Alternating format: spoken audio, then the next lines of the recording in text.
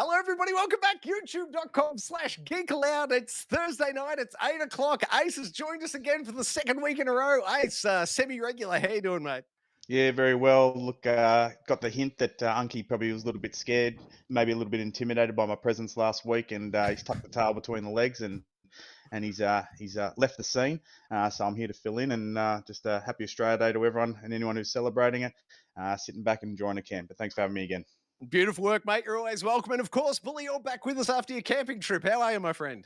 Well, I did go off for a camping trip, and while I was out there, I did manage to get some reception on my phone, and did hear Ace give me some pointers out that I should just remain camping even when I'm playing Call of Duty. So, Modern Warfare is a game of survival, so whatever keeps you alive. we'll take that advice on board and see how we go. Beautiful work, fellas. All right, for the viewers at home, I can tell you the run of show is as follows. We have 8 games to talk about this week for games Interrogation and Deliberation. Then it's over to the newsroom. We're kicked indoors and we have found 8 news stories this evening. And then, of course, it's everyone's favorite segment, the Standoff, the best of video gaming up against the other best of video gaming. Bully, who is it this week competing? Well, we've got coming out tomorrow Dead Space remake. So in honor of that one, we're asking, what is the best zombie-like creature in a game? It can be the scariest, the most iconic, or the most fun to kill. Can be any of those ones. If you want to put up your nomination, jump in the chat and we'll see if your selections marry up with what we've got. Indeed. And speaking of that YouTube chat, segment 4 is audience integration. All the comments you have or thoughts throughout the show, please put them in that YouTube chat. Bully's actively monitoring it, but any we miss, we will round up in that 4th segment. Without further ado, games, Interrogation, and Deliberation. First up this week, it's The Last of Us. We are covering episode 2 of the HBO show, but I'll note the footage on screen is taken from the PS5 remaster of The Last of Us Part 1. It's the correct bit of game play to match up with the TV episode that was aired this week. However, HBO hit us last week for the copyright strike, so we're not using their footage, but that's why the 2 actors are on screen there. But the footage lines up with it. Over to you, Bully, for the lead investigation of episode 2. Well, it's funny you mentioned that you've got the footage from the PS5 game, because as you sort of scroll through that, I sort of caught it at the corner of my eye while you were talking about it, and I sort of half thought, is that actually the video game or the TV show we're talking about? But in terms of the TV show, obviously had the second episode a couple of days ago. In my opinion, just as good, if not better than the opening episode. I like the fact that they're sort of mixing it up a bit as well. They're not just retelling what's in the video game itself. They're expanding on some of the backstory and the lead up to the virus. Obviously in the original episode we had the scientist on the couch talking about how it's likely to come out, and then this episode we had set in Indonesia. We had a scientist there that is advised of what they've discovered, and then her reaction to that sort of thing. So just little things like that are enough of a differentiation from the game and sort of flesh out the story as well. I know there's, in terms of the story itself, the show itself, I reckon it's as good as a TV show I've seen recently. Some of the backgrounds and the vistas that they sort of walk through, especially when they get into those open areas where you've got the sort of ruined high-rise buildings with the greenery going up through it and all that sort of stuff. And then obviously in this episode we've met some of the clickers and stuff in there, which the level of detail that they've got in there is absolutely amazing. But I will say one thing though, I was a little disappointed when Joel, as they're going through that first area in the TV show, pulls out what appears to be some sort of machine gun type implement. Well, I reckon that was 3/4 of the way through the game before we got our hands on something like that. Especially the flashlight attachment. He paid Crying Jim Ryan an extra $50 to unlock it early. That's what's happened there. So apart from that would have been handy playing the game. But the actors again, I know Pedro Pascal. I'm almost convinced that he's Joel from the games itself. Bella Ramsey is Ellie. I know that there's some that are warming to her. I just, it's almost off-putting to me to some degree that she's just, in my opinion, that different looking from Ellie. If it was some slight variations, you'd sort of wear it. But I think just because she's so different looking, and it might be one of those things that as you watch more and more episodes, it grows on you and you get used to it and all that sort of stuff. But just for me, that's probably the only downside of the show that I've had so far. I don't know what your thoughts are, boys. I have no problem with her whatsoever. I don't know why. It like, and it sounds like on paper that's something that would really put me off and really stand out to me. But I haven't. I've been totally fine with her as Ellie. I thought she's performing beautifully, like fantastic acting across the board. I feel she's encapsulated the role beautifully, and she's doing a stellar job. I've got no qualms whatsoever with her delivery. I love the way she's embodied it. I love the way he's embodied it. All the actors are fantastic. Speaking of this episode, apart from the flashback at the start in Indonesia, was just carried by 3 actors. And I think it speaks volume of how quality those 3 actors are, that just 3 of them can be so engrossing for the sort of 40 minutes straight. Ace, your thoughts? Yeah, probably down there. We touched on it last week. Great show. Probably my big 3 points would be, and I'll start off with talking about Ellie. I wasn't too sure about her after the episode, but this second episode, I was like, yeah, they've done the right choice. I know probably the looks probably throw you off, but more so her mannerisms and how she carries herself. So yeah, I'm all ticks, and Pablo obviously he gets a big tick from me. But probably that couple of big scenes on this one when they come up the building, they overlook on the city, and you can see that first lot of the horde. And that's our first real vision of it, and how they're all together and they're all moving, and as the sunlight rolls in, and they all sort of react the same, and like those beautiful little touches that they connected. They said that they're all actually intertwined, and there's like these vines, and if you step on a thing here, the horde will come running. I just thought that was great, and just the visuals obviously are amazing. And probably the third point would be that first introduction to the clicker, and you see the details. And I was watching it with my wife, and a couple of little tricky things they do when they first go into that mansion, and as he opens the door, it creaks, but it makes that clicker creak. And I'm thinking, oh, here we go, and then it's sort of not, and they're going up the stairs, and you're hearing the boom, boom, and thinking, what's going on? And the next thing, that clicker comes out, and to your point before, Bully, one scene you would remember, when he's got his back up against the machine, the clicker's next to him, and he's got his old dirty revolver that you start with. So, like, I was like, there's just so many. I just love it. I love the fact that they've really paid homage to the game, and and I just hope it just keeps rolling forward, because yeah, it's a great show. HBO, good on you.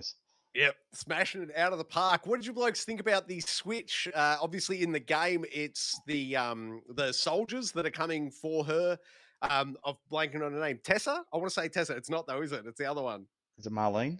Marlene. That sounds right.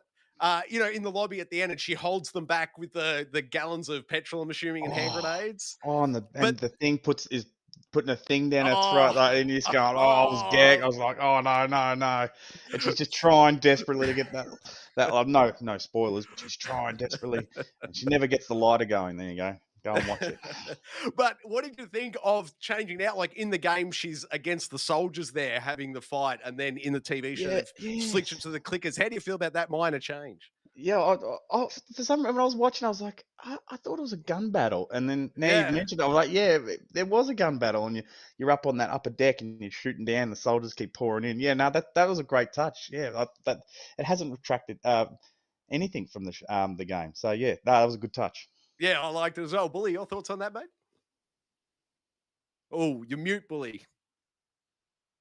I was going to say it probably doesn't matter in the whole scheme of things whether it's the humans or the clickers that are coming in one way or the other, whichever way you want to put it. It doesn't really impact the story as such, and it probably, in terms of the show, it probably adds more impact, given how it sort of plays out. And again, without trying to spoil it, but the way it plays out, I think it's probably got more impact with having the creatures coming in to that area and then how it's dealt with, rather than just turning into that firefight, which it lends itself well to a video game because you've got to sort of um, take them out as they're coming in. But from my opinion, those little things, I don't mind them so much. They're a little bit of a switch up, unless you really know what you're looking for.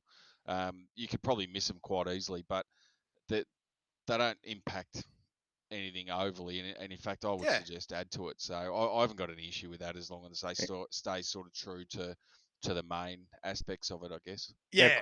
How creepy when they're all running and then they stop and they see her and they Yeah. all sort of stop. And then that one just walks towards us so calm, and you just go, and as he opens his mouth, the tentacles start coming out, and she's just, and I was like, yeah, that's great job. Yeah, it was so well done. I absolutely loved it. Did you blokes notice, because I mentioned it last week, and Bully, you said you saw in the episode, did anyone watch for the purple and notice the heavy use of purple colouring?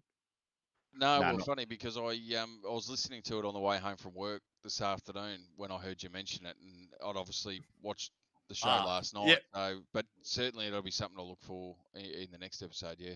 It was funny. It was right there throughout again. I was looking for it, obviously, this time, and then it just stood out to me so much. And then, as I said, I went and played this game today to capture the footage. And it's so true to the game, I just never noticed it until it was in the TV show. So, anyway, 2 big thumbs up for me. Still loving it, and I can't wait for next week's episode. Anyone else got final thoughts? All good.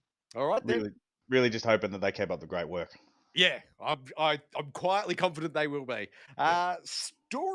Game 2 this evening. It's me. It's Forspoken. This footage obviously captured from my PS5 today. It's a PS5 exclusive. And that's New York City, but that is clearly not the New York City from Insomniac Games Spider-Man. I'm not sure why Sony didn't just lend Square Enix the models to make this. They really could have made this opener sing if they had used the same city modeling and everything, but alas, they did not. The start of this game, it's about 35 minutes. You're sort of playing as her in the city, New York City, and it's trying to set up her backstory. The really interesting thing is, though, she eventually gets the wristband and moves on to, I'm blanking on it, I can't recall the name now, but you see here the transition, it goes into the fantasy world.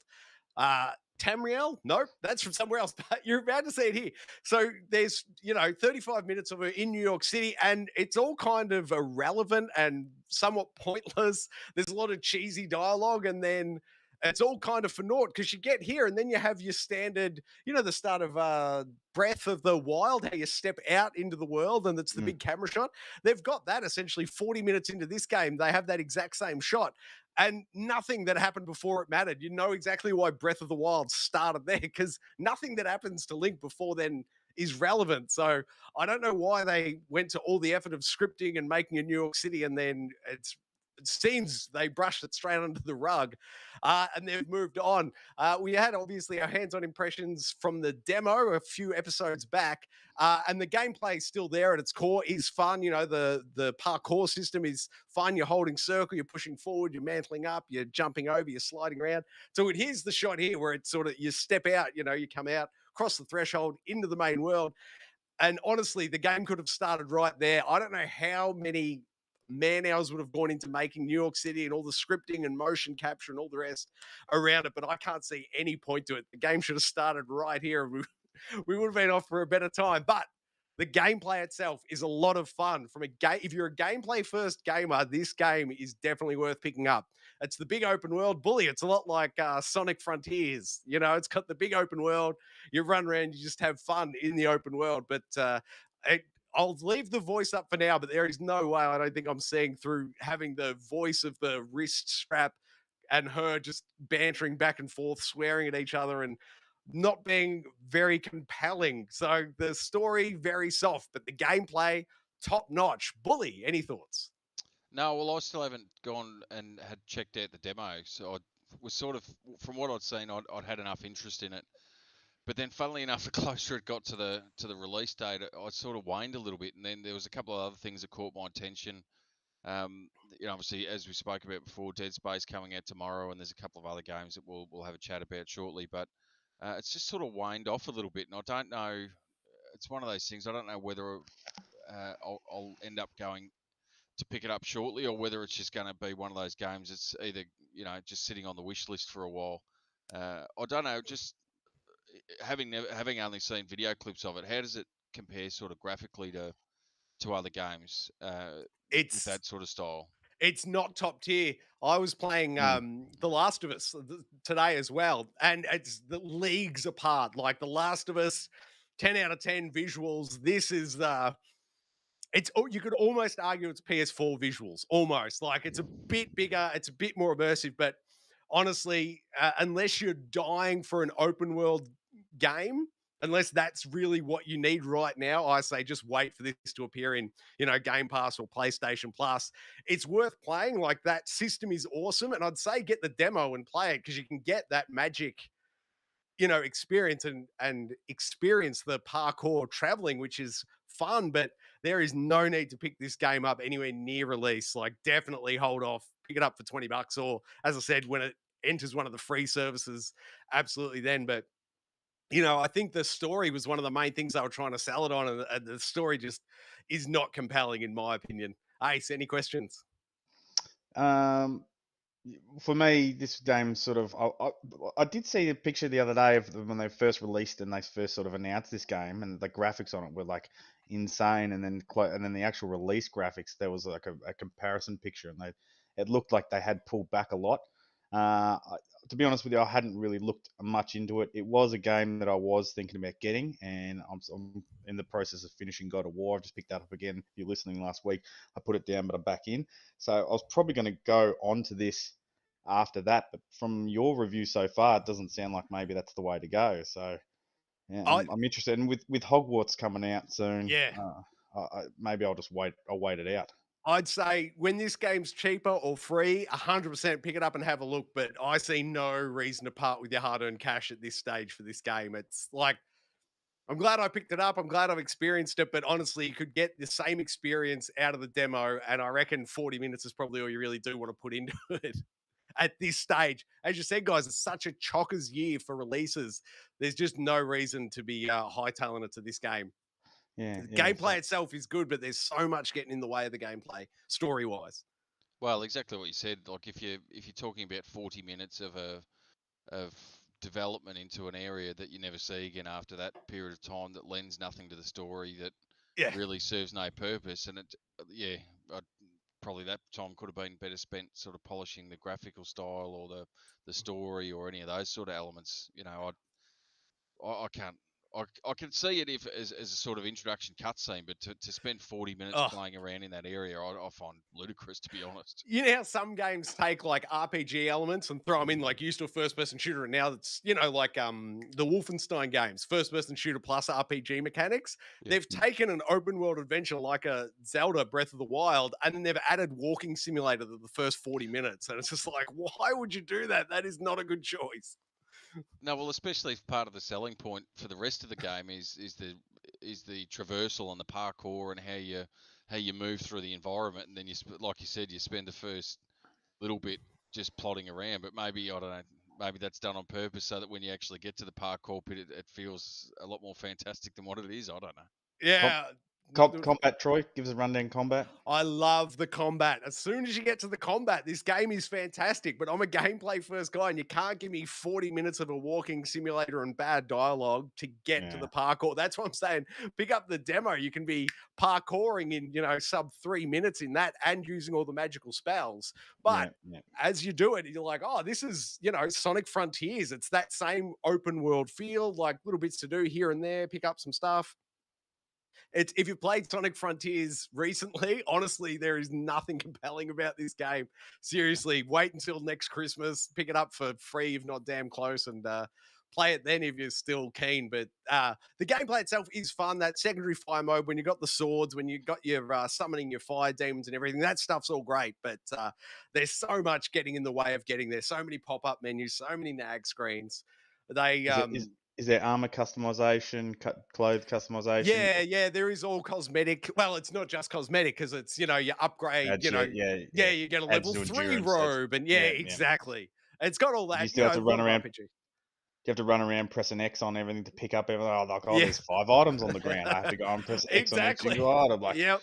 And for the first 20 minutes, well, in this case, an hour, because it takes for 35 minutes to get into the actual game. Yeah. It's cool when it's fun, and then after that, you're like, oh my god, I'm getting an RSI on my thumb just from picking up items. Another game that would really go for an auto pickup option would be absolutely fantastic for the old man hands. But I reckon that'll do it for Forspoken. So, Bully, over to you, mate, for Dance of Death, another recent release on Geek, Aloud and Let's Installs available on the channel. Over to you, Bully. And the Let's Play as well there, Troy, that we did. Indeed.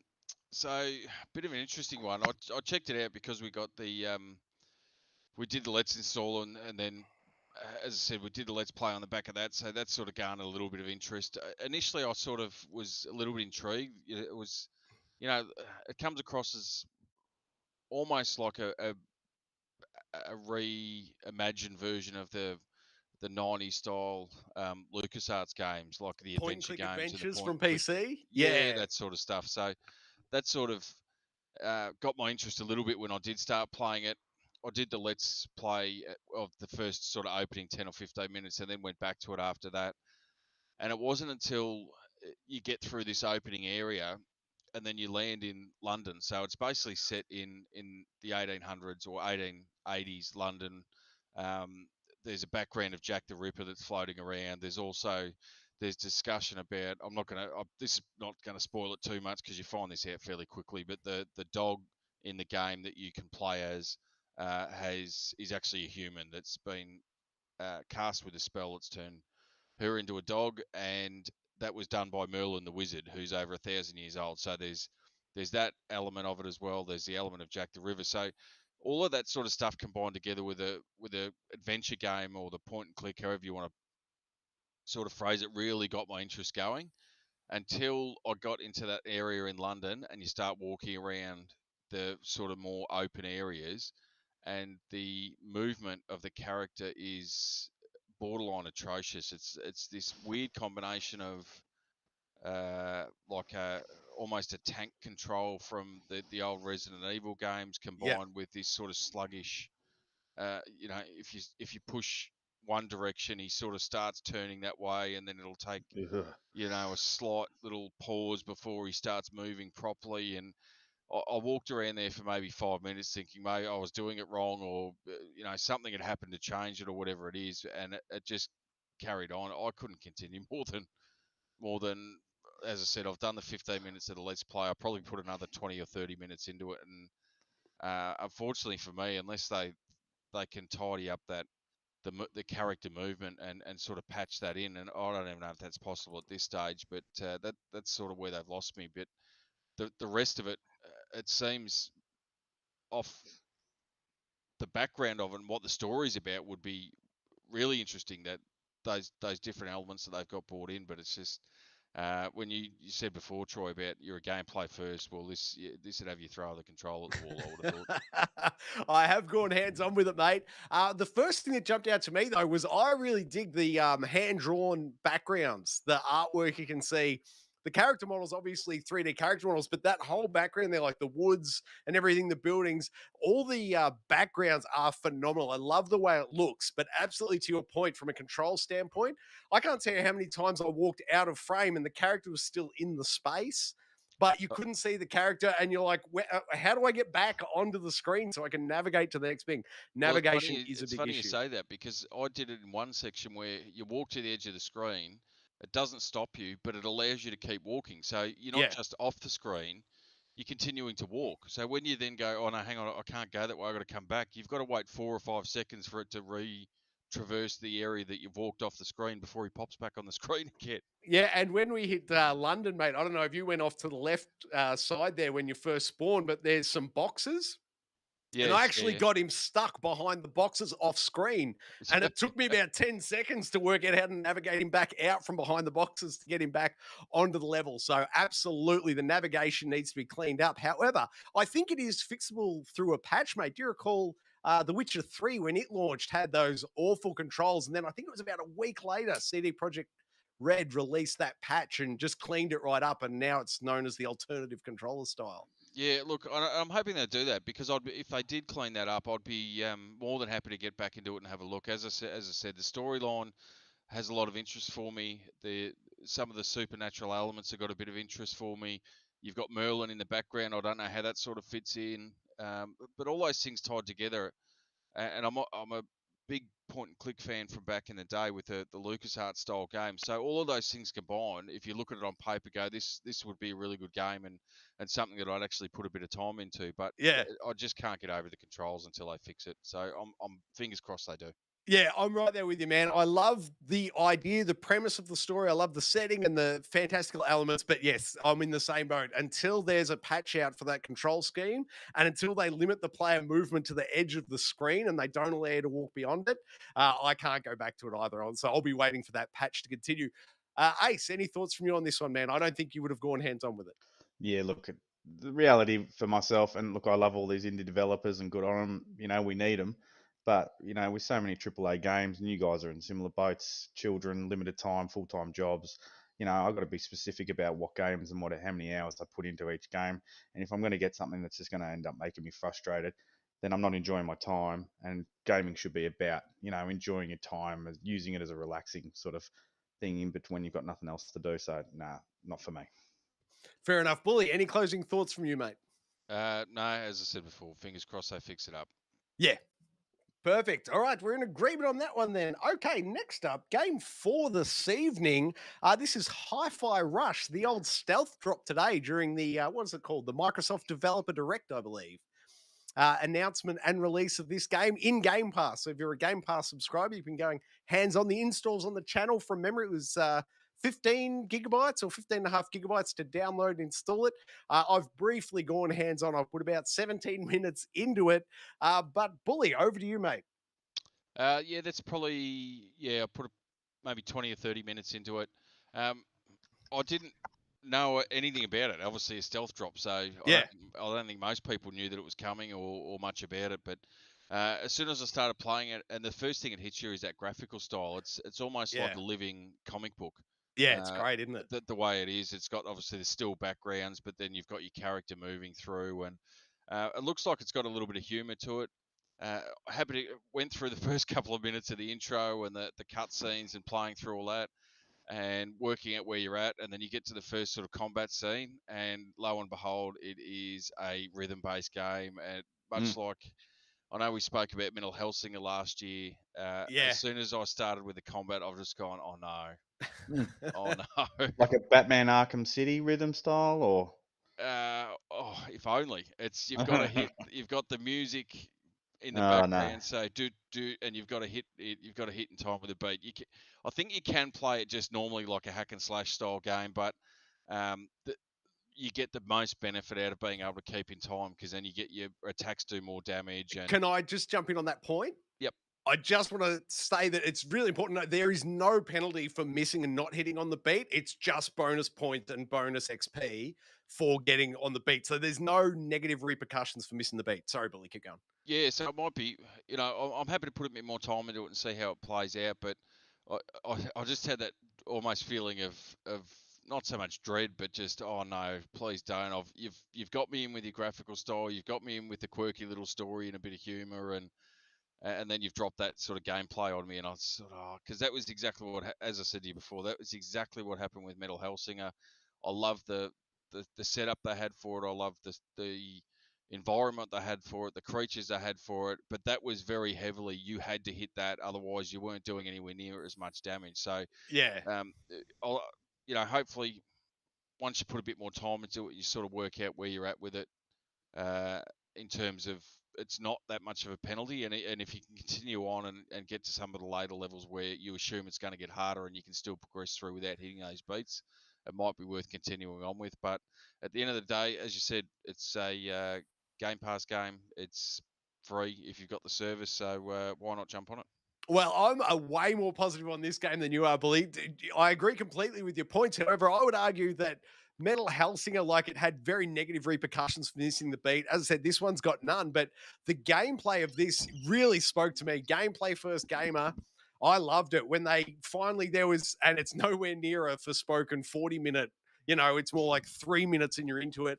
Few tutorial screens, but then when you actually get in and you can start fighting the robots, I absolutely loved it. I'm definitely going back to this game. I'll be going back to this game as soon as we're off air tonight. It really spoke to me. I love the rhythm-based games. I'm a big, Guitar Hero guy, Rock Band guy. And this to me was way, way, way more that than Metal Hellsinger was. Metal Hellsinger felt like it missed the mark, whereas this feels to me like it nailed it. My question to you, Bully, on a story front, it's Vandelay Industries. Are they doing a Seinfeld reference? That was the first thing I saw when I saw the sign in the background before that even announced what what the company was. I know I thought I had a little bit of a chuckle at that, and I thought, oh, they're into it already, and it sort of just goes from there. There's a bit of outlandish sort of stuff of the Yeah. setup, and this is not giving anything away, but the protagonist in the game has got this iPad. They're basically trying to modify him with not genetically as such, but they attach a robot arm, and while they're doing that, the iPod gets squashed into his stomach. So that's where the beat stuff comes into it, and he wants to be a rock star and all that sort of stuff. So a bit of nonsense to start with, but I don't think it's a bad setup, to be honest. No, I think it's a And, great premise. Very and enjoyable. interested to see where it sort of plays out from there. I don't. Got work early in the morning, so I won't be playing it after this one. But certainly, I'll jump back into it and see how it plays out. Yeah, I love it. It's he reminds me, the main character, from a visual style, looks to me a bit like what's his name from Scooby Doo? You know, the Shaggy. Nuffy one. Yeah, Shaggy. But I'm enjoying it. I like the look of it. It reminded me a bit, Billy, of Sunset Overdrive. Yeah. It does a bit visually, and it's just be interesting to see how it sort of plays out. As I said, gameplay wise, because you've obviously the first sort of 20 or 30 minutes there's a bit of loose combat, and that's telling you how to sync in with the music and stuff. But it'd be interesting to see where it goes from in terms of traversing the world, and if there's any other elements than just sort of almost a 3D. It's almost comes across as a 3D platformer in I the can in the first instance. Whether it actually expands out a lot further than that with the movement and that sort of thing. I can definitely confirm it is a 3D platformer. I died real early to a poor jump and a missed time. So, it's a 3D platform when I'm doing that. But I love it. There's little bits of humor left, right, and center. So, to me, I love the humor in it. I love the art style. I think they've absolutely nailed the music rhythm implementation. I say, if you've got Game Pass, definitely download this one and check it out, if nothing else. It's for me, it speaks to me, and I'll definitely be going back to it. Ace, any thoughts from your point of view, man? Look, if we just take the first 5 minutes of what Bully was saying with the graphics and everything, it sounded like I was in, and then he started implementing that rhythm-based combat, and then I was like, I actually checked out for a little bit. So, nah, not for me. Fair enough. And sorry, Bully. So, are you going back to it, or do you think you'll come back to it? It's on the backlog, sort of thing. Oh, well, given to Dead Space tomorrow, it's probably I'd like to say I'll get back to it the next couple of days, but it's fair to say that's probably going to be on the backlog because we've got I've got that, and then we've got Hogwarts Legacy coming out in just over or just under 2 weeks. So Yep. I don't know. We'll see how we Beautiful. go. Fair enough. All right, then. Game 6. Where am I? Game 6? No, game 5. Sorry. Jumping one here. Over to you, Ace, for some Call of Duty action. Well, it's Ace's Corner. Just coming back with some more information about Modern Warfare and DMZ. First things first, I've got to get a couple of shout outs. So on your screen at the moment, you'll see some of our griefing missions. So basically, we have become a professional griefing team. Basically, we just go in, we pull out and hunt contracts, and we just look after teams. Big shout out to Dr. Sponk, or as I like to call him, the Victus Thief. He doesn't mind coming in after you've done all the hard work and got a kill and then stealing whatever good guns they've got. He's probably got to be the quickest looter that I've ever seen in my life. Shout out to Zan. Zan, the man who last night got us all stuck in the gas after we had a horrible run in griefing and ended up getting griefed the most. And shout out to Dizab or Ash, probably the worst teammate in the history of Modern Warfare teammates, who does nothing but waits till you die, then waits till they leave, and then comes and steals your stuff, and then joins the other team and leaves you. So, look, obviously, the game's great. If you're not playing it, I don't know what rock you've been hiding under, because it's probably one of the premier first-person shooters. I love this DMZ mode that they've added. It's just added such a different element to it. That sort of mission base. You got that timer. We had a great one today where we were basically we were on a hunt contract. There was 4 minutes to go. We hunted this team of 4. There was 3 of us. We managed to trap them in a ravine. Two of my teammates, shout out to Colossal Cod, shout out to Sponk, pushed right. We pushed up the left.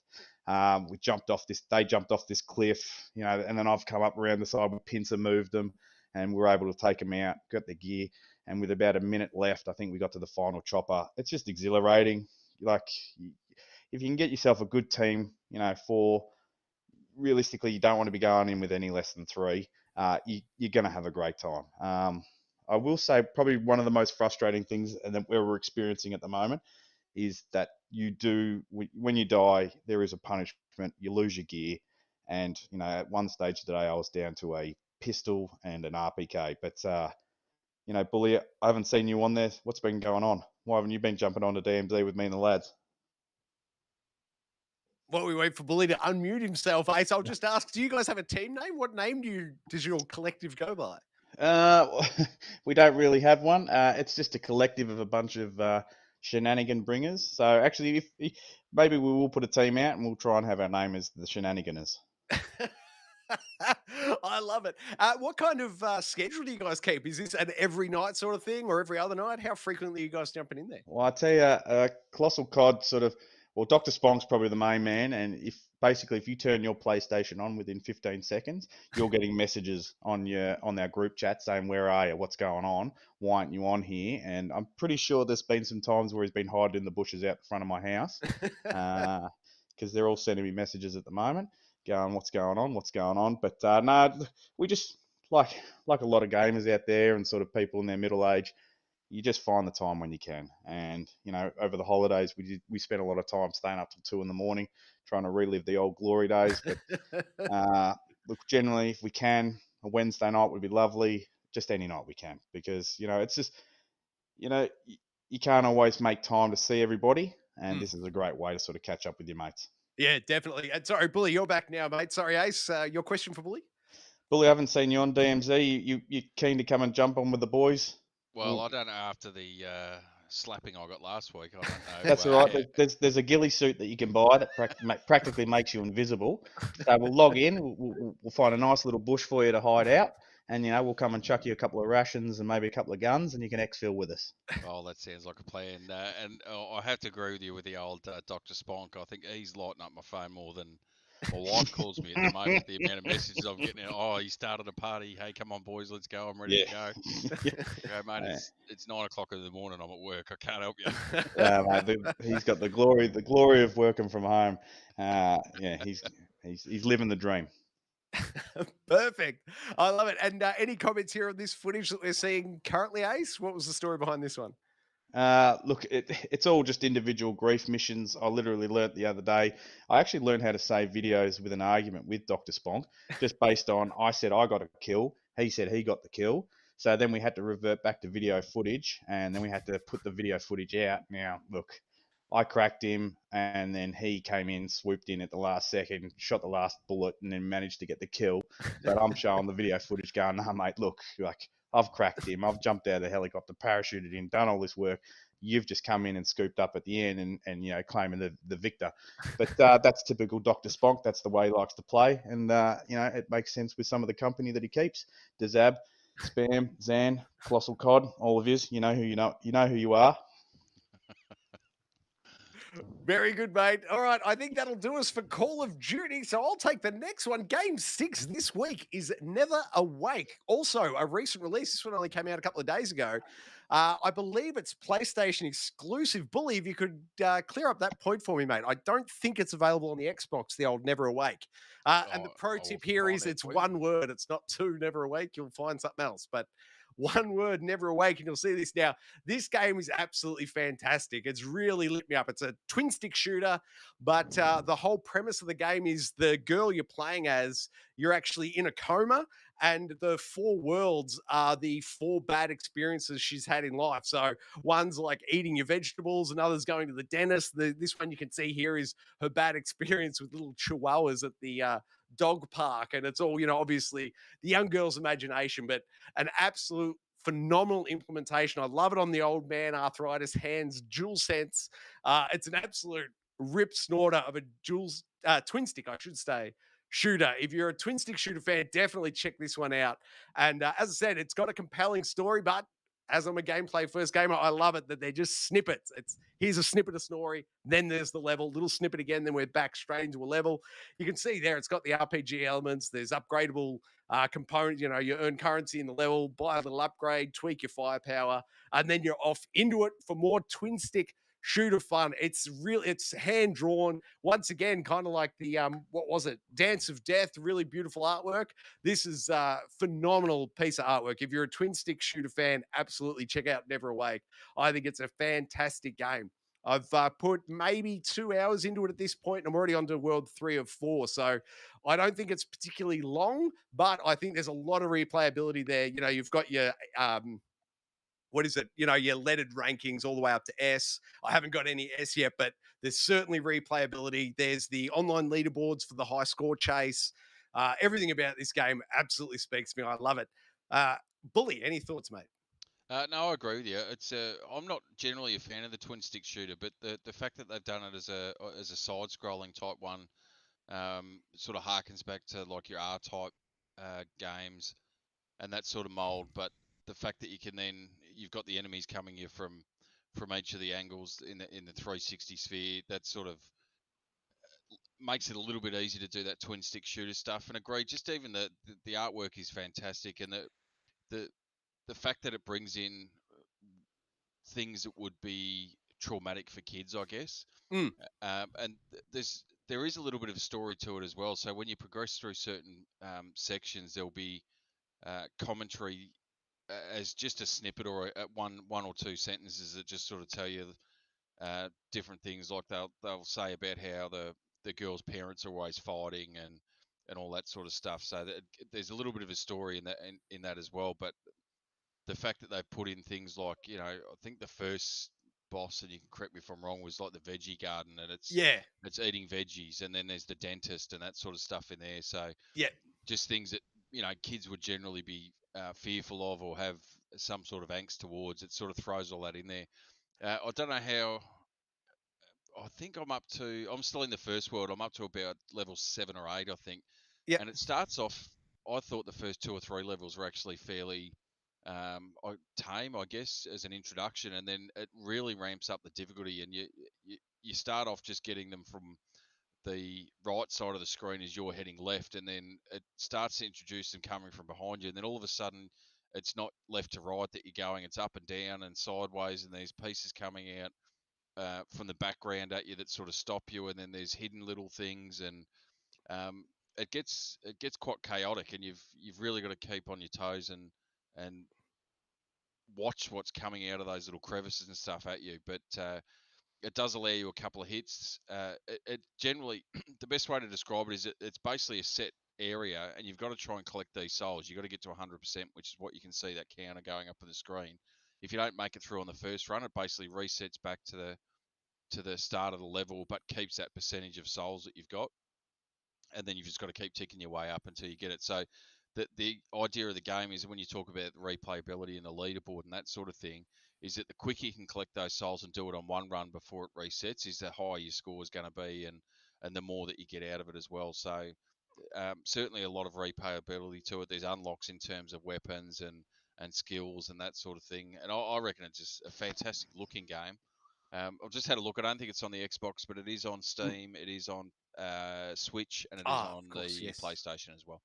Oh, okay, great. Yeah, well, you're looking at the PlayStation 5 footage here, exactly. And I think it's really interesting. I haven't finished the game yet, so I'm not sure if this is where they're headed with it, but I suspect, I assume where the girl trapped in a coma, and she's sort of reliving these painful memories. And I think it's a really interesting tact on the level, in that you sort of you get to the end of the memory and then it just starts again, very much like you can get stuck on a thought and keep having the same thought over and over. She sort of rethinks the level until you get to that 100%.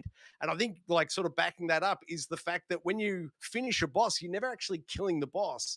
You're just getting over it. You get to 100%. You're sort of now comfortable with this memory, and then you can drop it and move on to the next point of trauma. I think it's a really interesting storytelling. Like, it's the girl's not actually killing anybody. She's just dealing with her memories, and she'll rethink it a few times until she's sort of come to grips with it, and then she'll move on. I think it's a really fantastic, subtle bit of storytelling they do. I really, really respect the way this game's developed. Yeah, I agree there, and it's not even so much just rethinking and rehashing the memories. It's almost like you're stuck in a nightmare, and sometimes when you have those, you'll wake up and then you'll try and go back to sleep thinking, no, it's just a dream or a nightmare, whatever it is. But then it starts up again when you go back to sleep. It's almost like that sort of Yeah. um, it's almost like that sort of thing, as opposed to even just sitting there thinking about something horrible. It's you're literally living through a repeating nightmare. Yeah.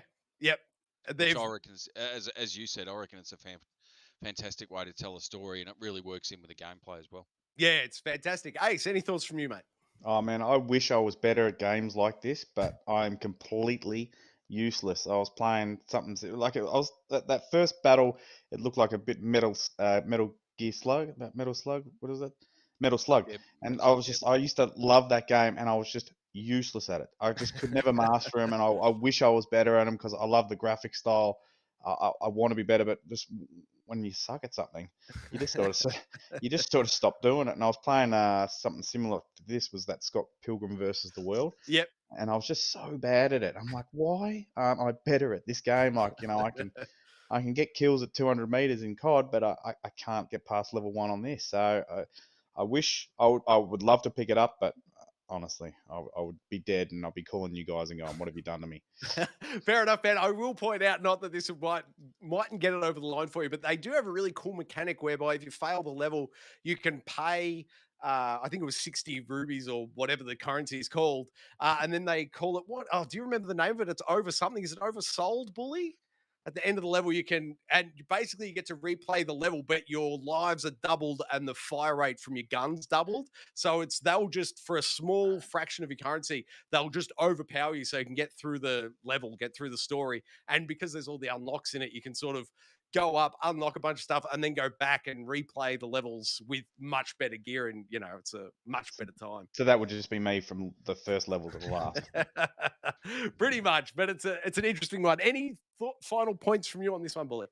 Oh, just the only thing I'll say, just in response to what Ace has said, it does have a bit of a difficulty spike. But having said that, in terms of the ability to control it as a twin stick shooter, which I'm normally not great at, it actually plays fairly well, and it's pretty easy to control. So if that's what's sort of holding you back, or anyone that's sort of looking at it, is that if you think that's going to hold you back, that it's there's a bit too much going on, it actually works you into it pretty well, and it's not as bad in terms of the control scheme as you might initially think. And look at some of these bosses. I absolutely love the art style. Yeah, the artwork looks absolutely amazing. Like, yeah, I would love to jump in, but I'd be dead in 5 seconds, and I'd be like, I'd be going, where do I put the coins? Where do I put the coins in? This game is really something special. Definitely check it out if you're a twin stick shooter fan. It comes highly recommended from myself and Bully by the sound of it. Speaking of Bully, how's your One Piece onesie going, mate? I reckon I've put about 3 hours into it, and really enjoying it. It's a little bit different. There's a couple of little things. It's a very traditional type Japanese role-playing game. There's some elements to it in terms of the gameplay that are a little bit annoying, that I would have thought in today's day and age that they sort of would have progressed on from some of those things. And we're just talking about just the way you sort of traverse the world a little bit. Some of the way, there's a really interesting mechanic where each of the characters have a particular ability. So one of the characters, and I'm blanking on Rufy, I think, or Luffy. I'm blanking on the name. Anyway, his arms will shoot out, and you can basically use those to traverse through certain areas of the level. There's another one of the characters got a massive sword, so he can break down doors and that sort of stuff as you're progressing through. So each one of those characters you play as has a different sort of skill set.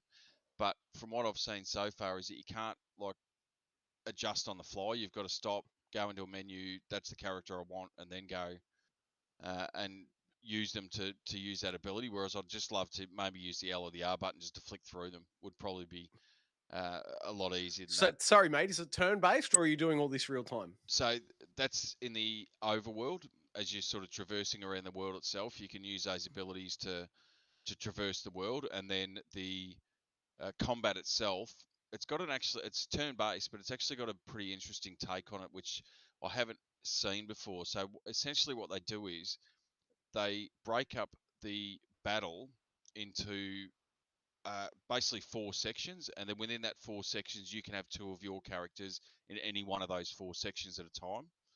So then you will then have 2 enemies that are in that same box, and you can't have any more enemies in that box. And then the next box might have 1 enemy and the next box might have one mini. And depending on which box you're in, depends on what combat options you can use. So you can use close combat if you're in the same box. If you're in a separate box but you can't get into that box you want to get into because you've defeated all the other enemies, you can do ranged attacks and magical abilities and all that sort of stuff to be able to get into it. So it's a bit of a different take, and I wouldn't say it's gone so far as to almost your XCOM style strategy or any of Marvel's the Midnight Suns. the Marvel's Midnight Suns or your tactics style games. It's not that level of thought process that you have to put into it, but certainly just mixes it up a bit from the traditional RPGs. Really loving the story, the art style, as you can see on the screen there. I reckon is fantastic. It's pretty true to the anime series, which is Are there some enemies that have taken design cues from A Clockwork Orange? It looks like I can't remember the name of the gang from the Milk Bar, but is that in there, or is that just how it appears in the trailer? Might just appear in the trailer that way, but and that's probably one of the other things that's a little bit annoying. So the anime, obviously, you've got the Japanese version of it. There is actually voice actors that do a localized English version, and they've been doing it for some time. This doesn't have them in it at the moment. It has only got the Japanese voice actors in it, and then you've got the subtitles, which is fine in general terms when you've got a cutscene or you're running through that sort of stuff. But quite often you'll find what will happen is as you're traversing around the world and exploring and looking at different things, they'll have the subtitles underneath talking to each other or telling you different elements of the story while you're trying to explore and run around. So you've almost end up just stopping where you are and then going, I've got to read that. Okay, now I can move. Oh, hang on, they're talking again. No, I've got to read that. Okay, yeah, and you sort of, it's a lot of stop and start with that, which I found fairly annoying. So I've had a bit of a look. I don't think there's any plan at this stage, from what I've seen, to release the English voice acting on top of it. I'm certainly hoping that's in the pipeline because it's certainly got my interest. I haven't put a lot of time into the anime, but I've seen it on and off over the years, and I've got a lot of interest in keeping playing the game. But that's probably the biggest drawback from it at the moment. Why I haven't put more time into it is just that localized voice acting, which becomes quite annoying, as I said, as you're wandering around. But otherwise, looks fantastic. Combat is varied. You've got different characters, and you start off with you've got 6 characters that you can play as, seven, sorry, that you can play as, and you get access to all of those from basically the start of the game. So it's not like you've got one character that you start with, and then 3 hours into the game you get access to another one, and then the further you get through the story, you sort of keep getting more on top of that. You've got access to all your main characters from the get go, and then you can start leveling them up as you go and all that sort of stuff. So Going off the subtitles there, is one of them named Ace? uh, I've seen the word Ace appear a few times in the subtitles. Is he a big, oh, muscly, handsome fella? Swings a baseball bat, probably. well, I don't know about that. Fair enough. And so will you be working through this one, Bully, or are you going to hold off now until that hopeful English voice acting patch comes through? Oh, look, I'll have another bit of a crack at it, maybe put another hour or two into it and see how we go and see if it drags me in enough to sort of overlook that. But if it's playing as it is in the first couple of hours, that it's got a lot of interest that I'd love to keep playing it. I'll just need that voice soundtrack. If that ends up that they announce that that's going to come out at some point in the next couple of months, I'll probably just shelve it for the time being, wait for that to come out and get patched in, and then certainly jump back into it. So. Yeah. Oh, there you go. Ace, as we speak, Colossal Cod is starting a party. Yeah, I just saw that. Perfect. Now, subtitle reading required. It's a hard pass from me. But what about you, Ace? Any interest in One Piece Odyssey? Look, I'm a big fan. Well, when you say anime, and I don't know if you put Dragon Ball Z on the same page, but like I'm a massive Dragon Ball Z man. And my little brother, he's right into all these sort of things, and he goes, "This is a great one. This is a great one." I've been there. I've been to the store. I've seen the game. I'm like, that interests me. The RPG elements again, just these are the type of games you got to put 100 hours in, and at the 60-hour mark, you start getting overpowered, and to get to that 60 hours, like a game's really got to captivate you, and when you start saying subtitles, Dr. Sponk, he will attest that I'm not the biggest fan of subtitles. I just need the information put into my head, and I don't need to be there. And like you said before, Bully, when you're reading something and then something's going on in the screen, you feel like you're missing things, and you're reverting back, and then you're missing text dialogue. It just makes it's hard.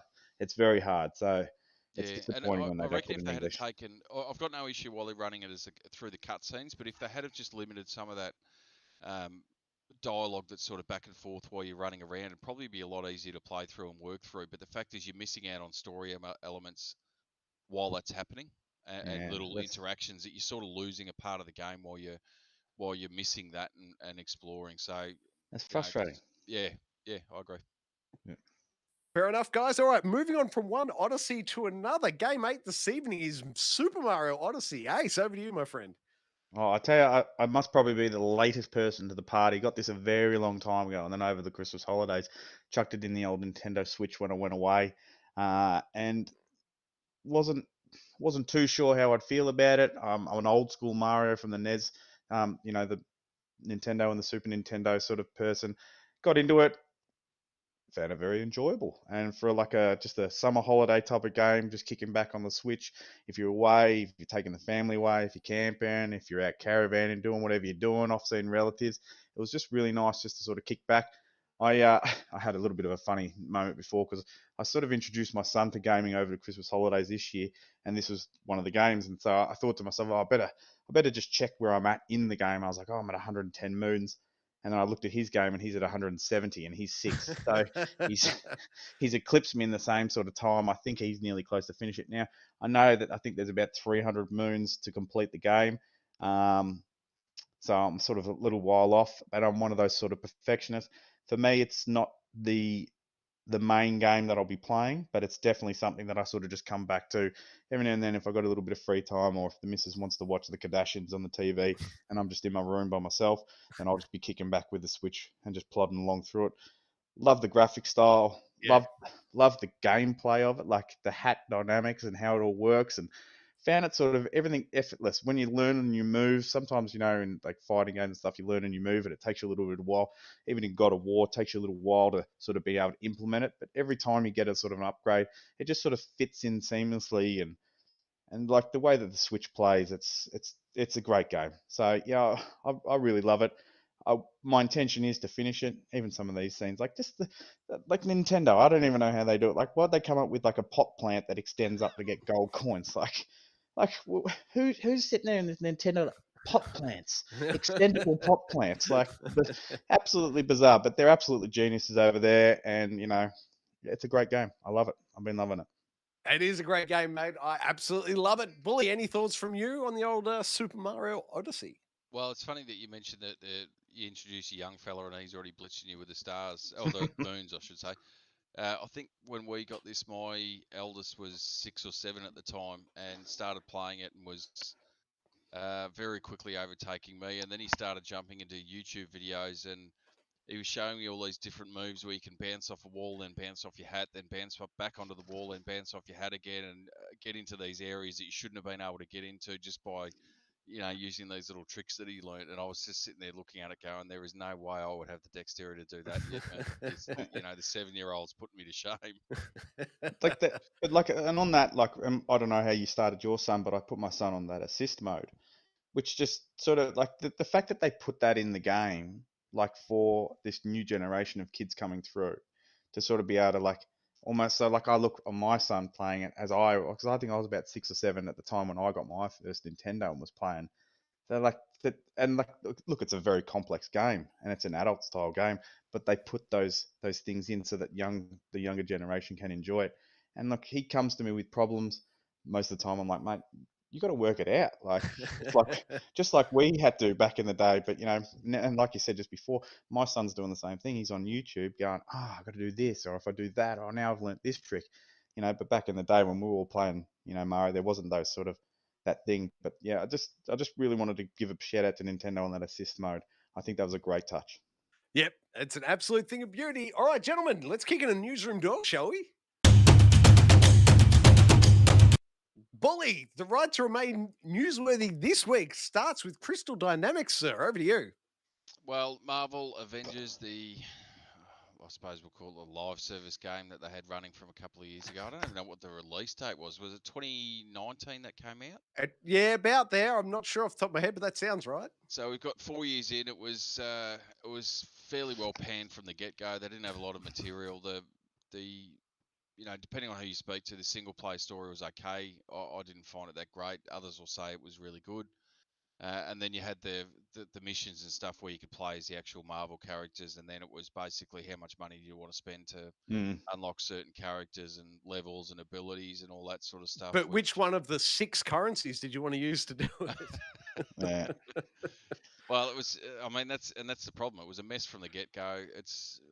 You sort of see what they were trying to do, and if you're talking to someone and trying to sell it to them, you'd go, yeah, that'd sort of work, and you've got elements of what Fortnite do with the characters and the skins and all that sort of stuff. But the reality was that the game wasn't much fun, and when you start making it overly complicated, like you said, by having all these different currencies and different things that different story elements and stuff like that, then you have to pay for or unlock, or you can only use this currency to get it, or you can only buy it with real money and all that sort of stuff. It really starts to, you just sort of sit there going, well, even as an adult, you just it's overly complicated where it doesn't need to be, um, and that's sort of where it's run its course. Is that it's just, I think it didn't sell well from the get go. I think it's just been dying a slow death over the last 3 or 4 years anyway, and I guess they've just sort of realised at this point, well, it's just a sunk cost that we're putting money into. We've supported it as long as what we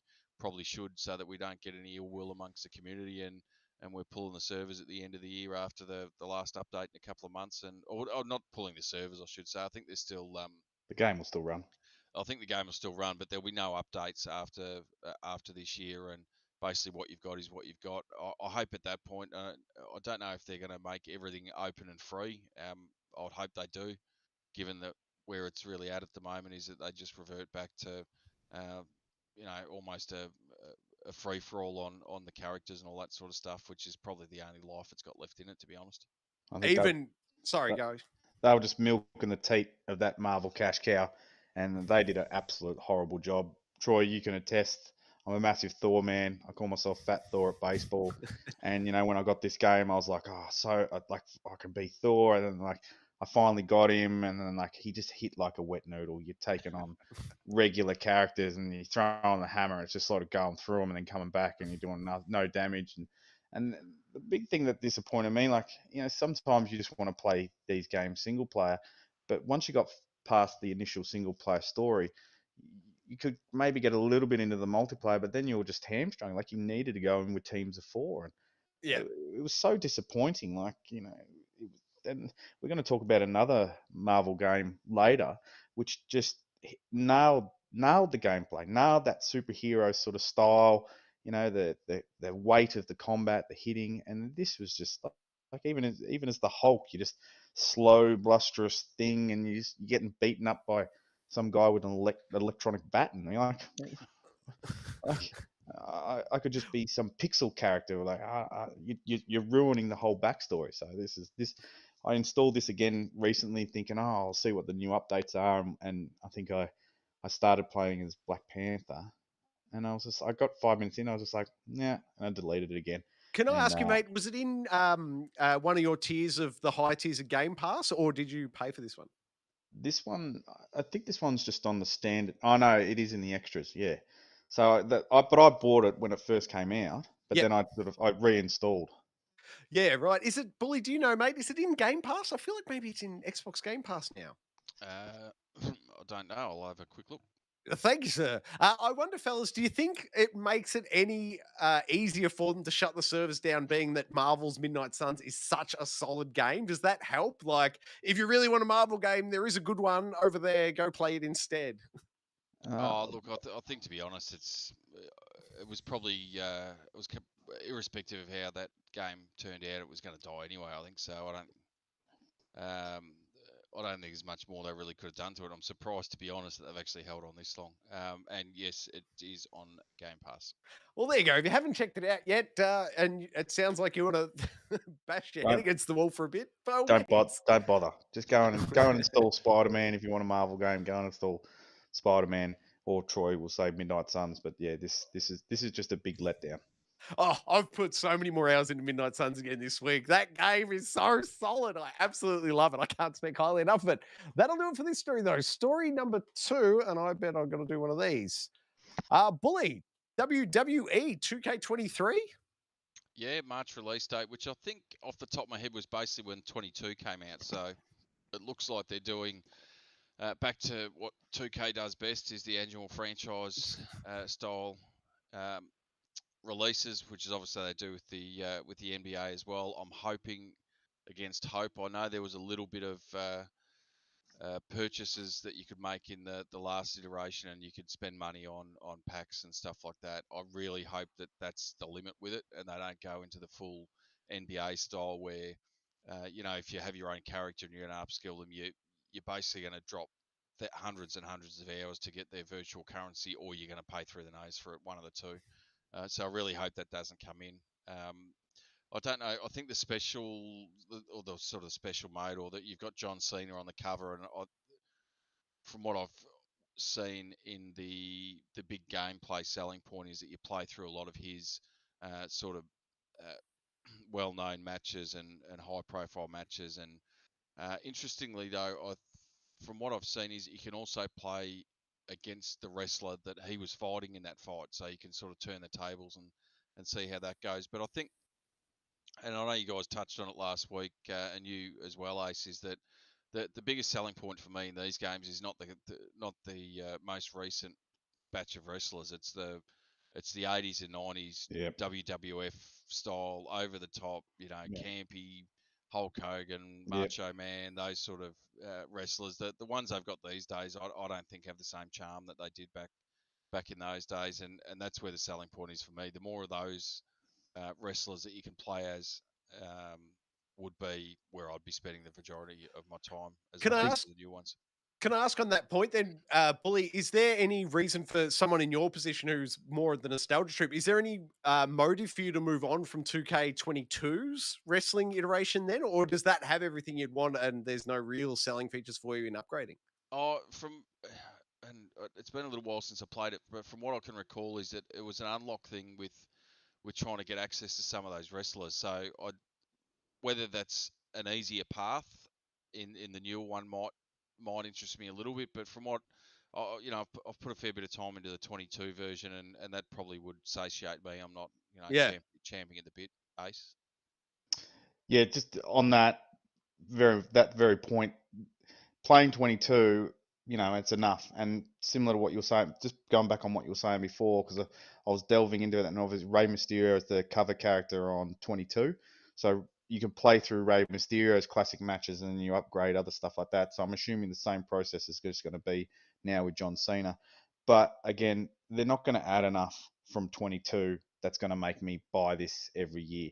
For me, like if you're going to go back to like a 2K and I'm getting that next rookie class of basketballers, yeah, I'm there. Same with Madden, I'm getting that next rookie class plus, last year players who have developed.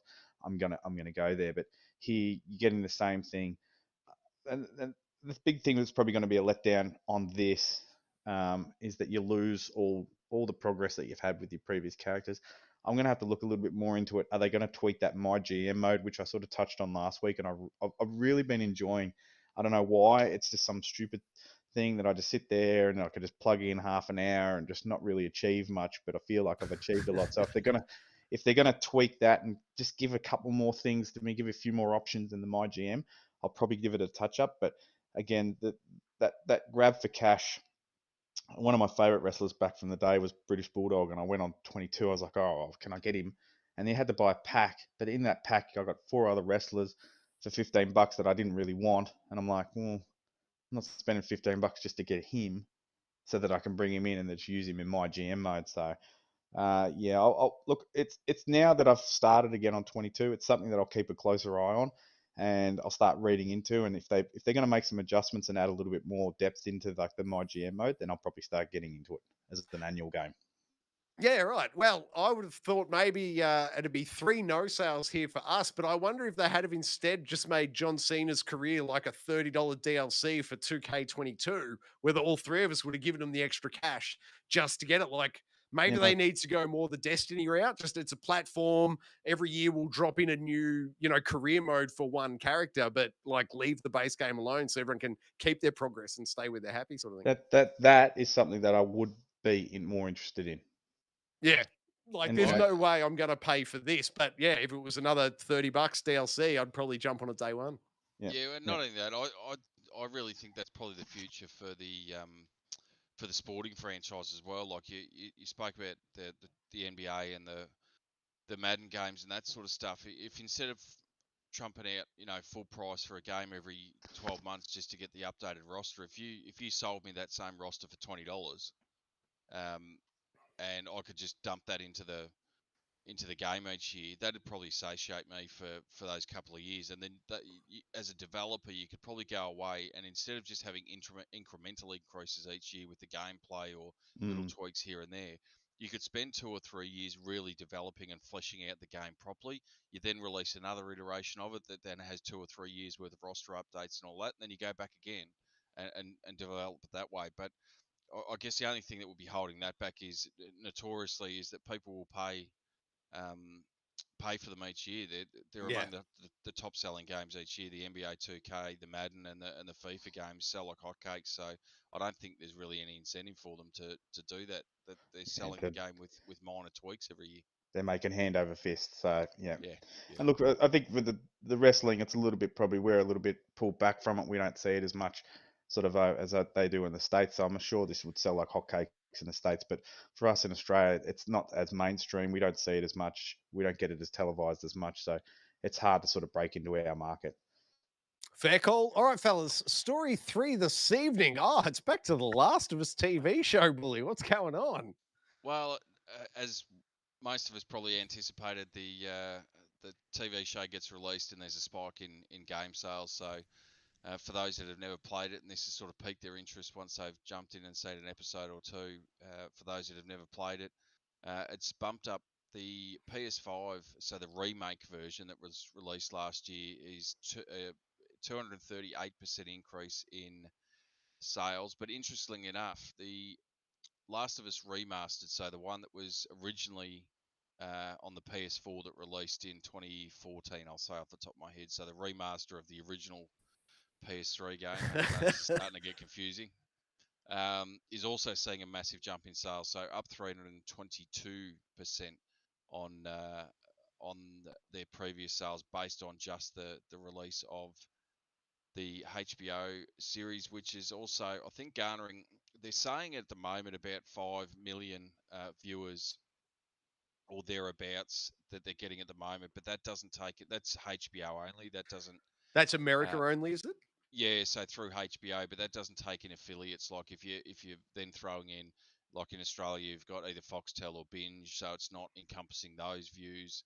And each, obviously different countries around the world have their own streaming services that's throwing it out there as well. So they're not taking that in. So I think from what I've seen is that the estimation at the moment is that there's somewhere in the vicinity of 20 to 25 million viewers each week for the show, or there has been for the first show, I should say, and that's clearly translating to massive sales for the game as well. So Naughty Dog, as much as we saw it as a bit of a cash grab at the time, or I did certainly when they did the remake last year. It's certainly paying dividends for them at the moment with an increase in sales off the show.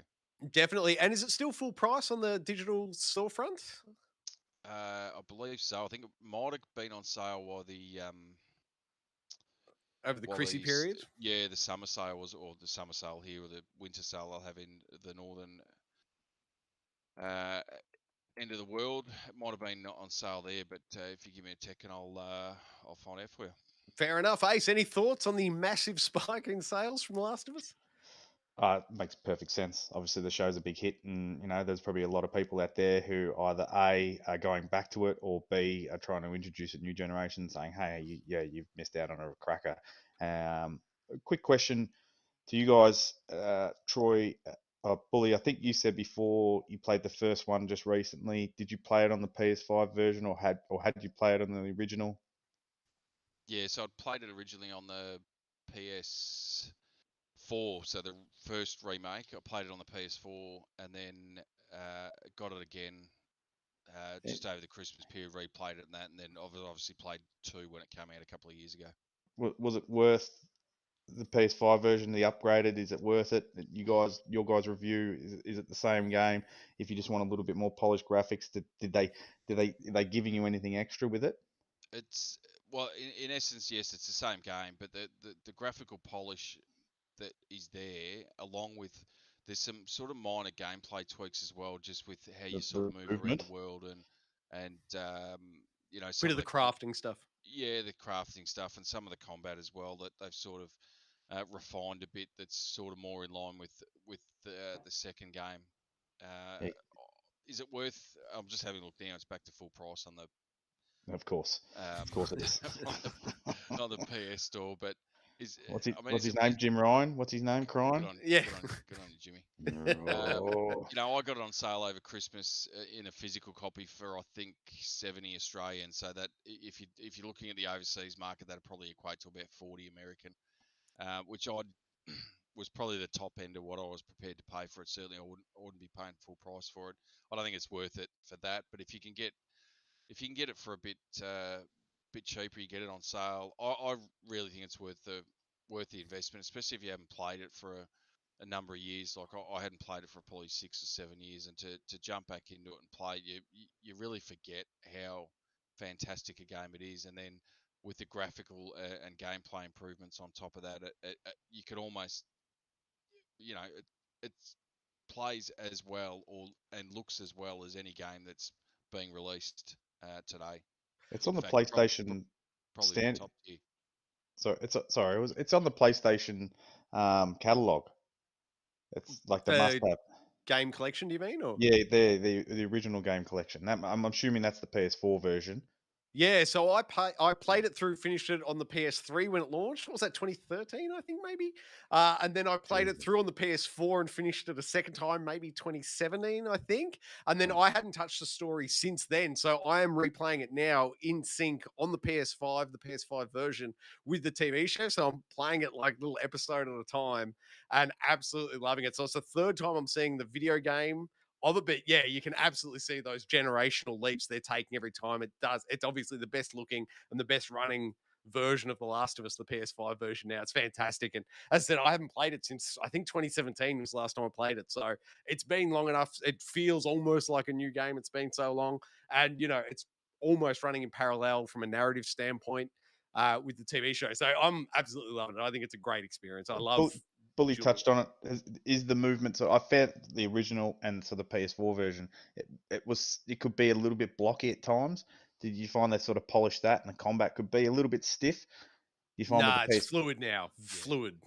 I'm gonna have to go back to it, aren't I? God damn it! It's great. Do it God. now. Now's the time. I can't Oh! recommend highly enough playing, like watching the TV episode and then go back and, for me, the first time in years playing that bit of gameplay again. It's just it's icing on the cake. It's fantastic. All right, I'll do it. All right, then. Story 4 this week. Let me do one of those ones, and you get to see Halo news, Bully. What's happening in the world of Halo? Well, I don't know if it's Halo itself, but Microsoft as a company is laying off. I think they're saying somewhere around 10,000 of their 200,000 odd employees, and on the back of that, they're assuring us that Halo and the content that was due to come out is still going to progress. They're still going to support the game. So I think it's just more of an assurance to the. I don't know if anyone's still playing that game. To be brutally No, honest, I haven't heard anyone talking about it. No, and maybe maybe they should have kept those 10,000 people in to actually develop the game properly and make it enjoyable. But they've made their decision.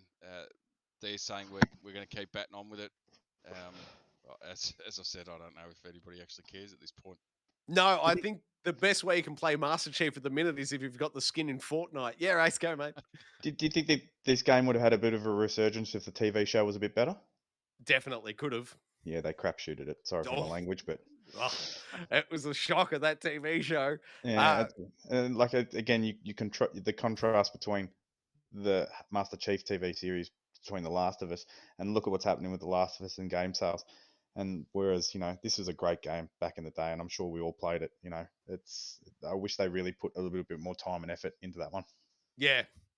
Well, speaking of that, I suppose like Neil Druckmann, co-creator of the game originally, The Last of Us, and then he's, executive producer and directing a couple of the episodes of the TV show. And that game is so close to the TV show, excuse me, is so close to the gameplay experience. They feed off each other beautifully. But I would challenge either of you blokes, name me who penned the original script for the first Halo game, if you can. I couldn't.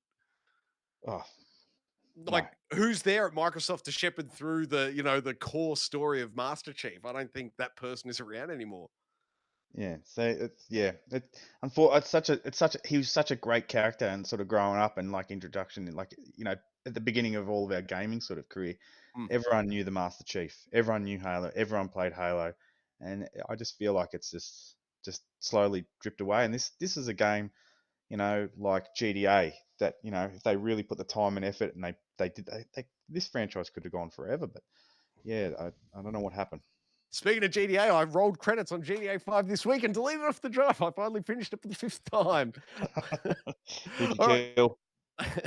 None of them. I did it the hard way. Nice, They all three survived. I love it. nice. Story 5 this week. Bully Spider-Man 2.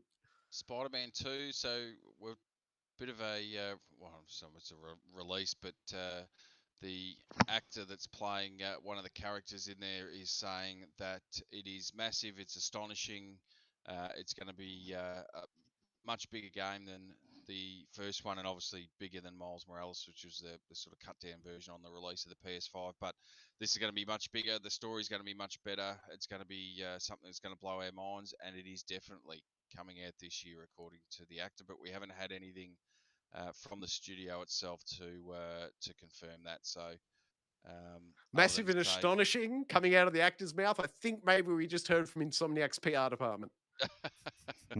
quite possibly, but I mean they're also fairly confident that it's going to come out this year as well, the studio. So we'll take their word for it, I guess. And Right in line with the movie, June, July, you'll be able to see it, I reckon.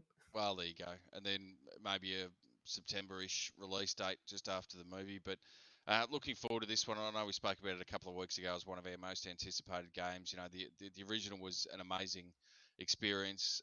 Miles Morales, the sort of, I suppose, spin-off sequelish sort of game was fantastic as well. I think the only thing that drew a little bit of your eye, Troy, was that there's discussion about a co-op mode in there, and that's been nixed. That it's just going to be a single-player game. But I Yeah. reckon there'll be some DLC or some other content in there that you'll be able to jump in as both Spider-Mans and traverse around the world at some point. I would have thought. I reckon I'm going to have to hold my breath for another 5 years for the live service Spider-Man game to come out for the true online experience. Yeah, and then they could put it in the trash pile with Marvel Avengers.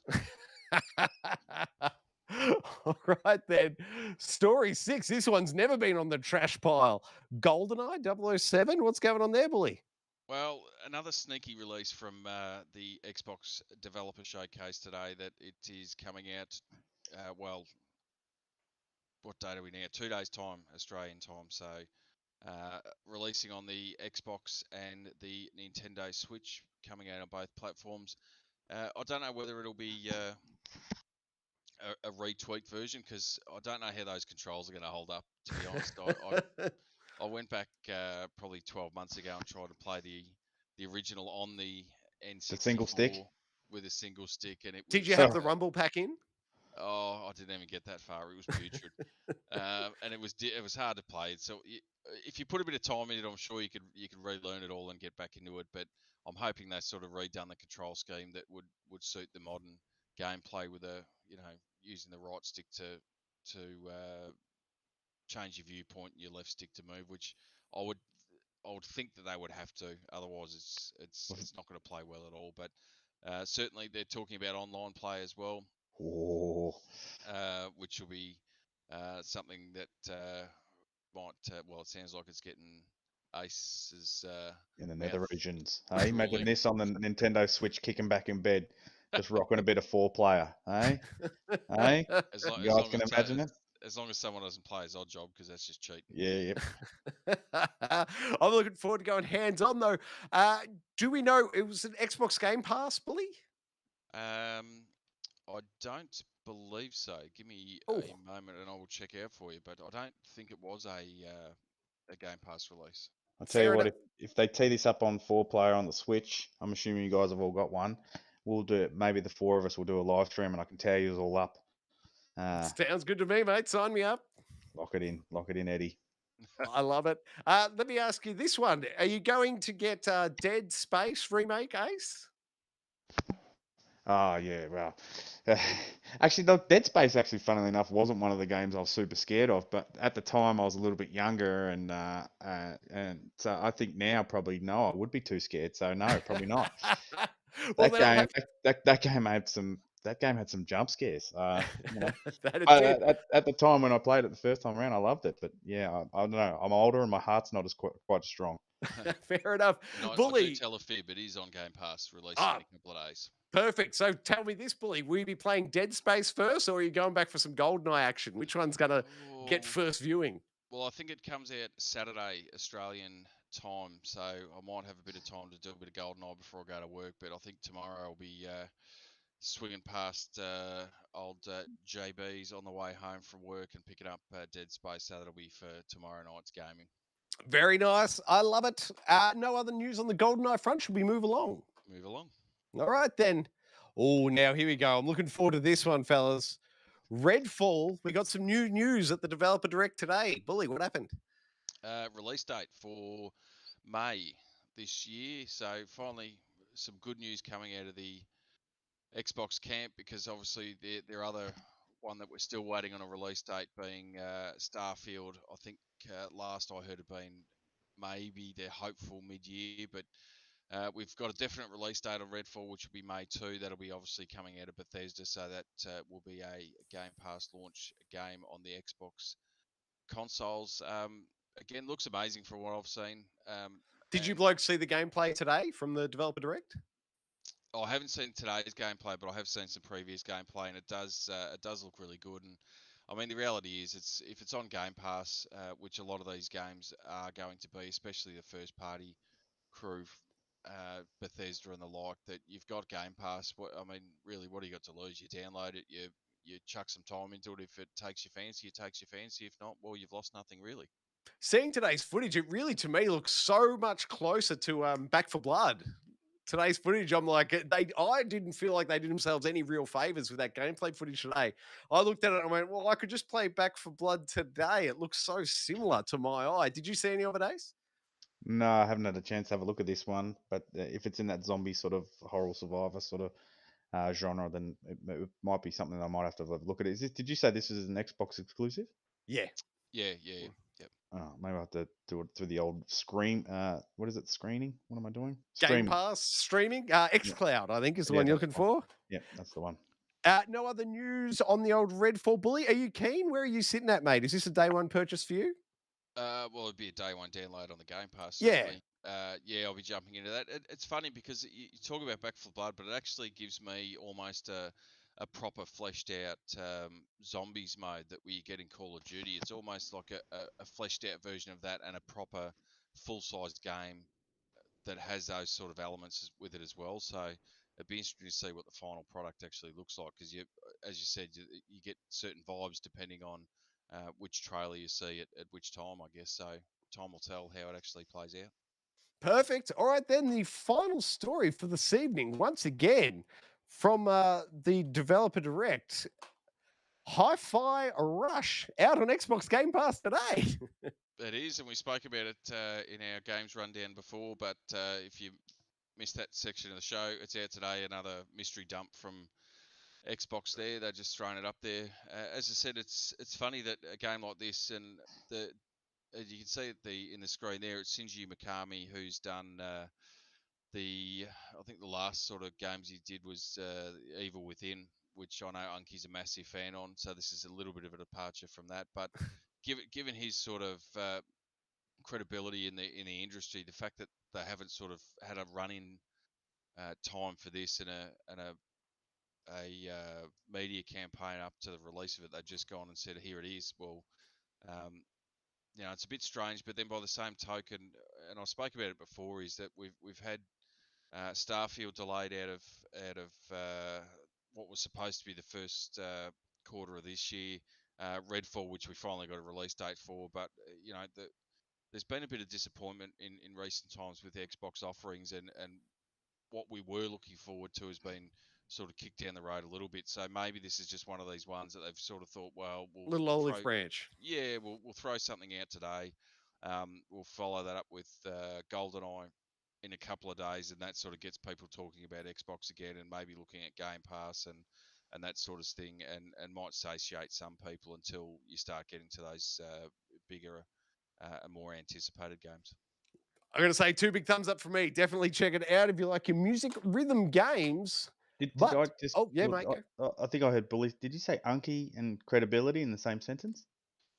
Oh, sorry, I must have choked on something when I said it. Yeah, that's right. I feel like I should choke on something We when I might say we might need to edit that out.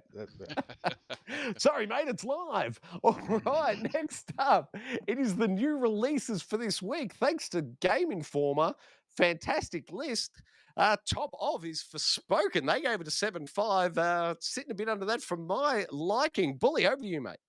Yeah, we've got Forspoken, which was January 24, so a couple of days ago, PlayStation 5 and PC, which I've obviously spoken about a bit.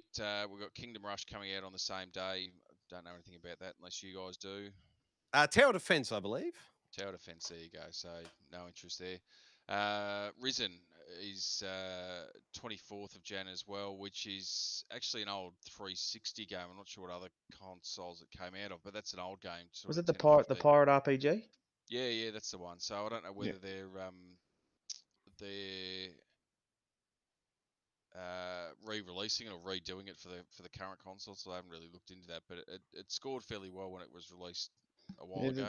It wasn't a bad game. I remember it. It Yeah, wasn't a bad yeah. game. I think it came out to they did a 2 and a 3, and I think it started to drop off after that. The second one was okay. The third one was not much chop at all. But there you go. Then we've got World War Z, which has obviously previously been released on the last gen consoles, coming out on the PS5 and the Xbox Series consoles on the 24th of Jan as well. Hi-Fi Rush, which we've discussed, came out today as the sneaky drop out of the Developer Direct conference Yep. from Xbox. We've got I'm not even going there because that's an iOS game. We're moving past that. Devolver Tumble Time, whatever. We've got Hitman World of Assassination, which we spoke about a couple of weeks ago. That's just basically Hitman 3, but they're rolling in the content from 1 and 2. So it's basically just a one-stop shop for all your games. I think it's a discounted price as well if you're sort of looking to get into that. So if you've got Hitman 3, you can get both of those 1 and 2 rolled into that as well, which just sort of makes it a bit easier. And I'm not sure if they're doing a physical release again for it, but that's coming out January 26th, which is today Australian time, tomorrow for the rest of the world. Then we've got Dead Space Remake, which we've spoken about a fair bit in the lead up to it, coming out tomorrow Australian time as well. Just on that before we move on, I'll say that Amazon sent me an email yesterday. They've pushed back my delivery date, and I should have had the install up on the channel tomorrow. However, they emailed me yesterday and said it was going to be maybe on the weekend, Saturday or Sunday. So I think if you're waiting for the Let's install, it might even be Monday before I get around to it. Sorry, Bully, back to you. Well, I would have thought you would have learnt from my constant ramblings about Amazon's putrid delivery service in Australia. So it's the first time they've done me dirty. Well, there you go. There you go. There's a first time for everything, but really looking forward to that one. I don't know if you're going to jump into that one, Ace, as well. Look, maybe I'll pick it up after you've finished. It's hard. Again, I don't think I think we might have run out of adult diapers in the house, and I don't think there's enough lights in my lounge room to summon the courage to get through that. But I just look, prefer a box of tissues and just sobbing quietly in the corner. but yeah, I have fond memories of that laser cutter when you used to be able to flick it from the Oh, horizontal yeah. to the vertical. Yeah, I used to love it. So look, that might be one of those ones that sucked me back in. Oh, how good was it on episode 2 of the Last of Us with the zombie going at Ellie with the missing legs? It was very much a Dead Space victim of the cutter to the Yeah, legs. yeah. Sorry, Billy, the final one on the list, GoldenEye. Final one on the list, which we just spoke about, GoldenEye coming out in a couple of days as well. So that, as we discussed, the Switch and the Series consoles for the Xbox, and that'll be on Game Pass as well. So that'll be a day one download for me, I would suggest. Beautiful work, mate. Thank you very much. We need to take a small active reload, and then we'll be back with the Standoff. Bear with us, folks. We'll be right back.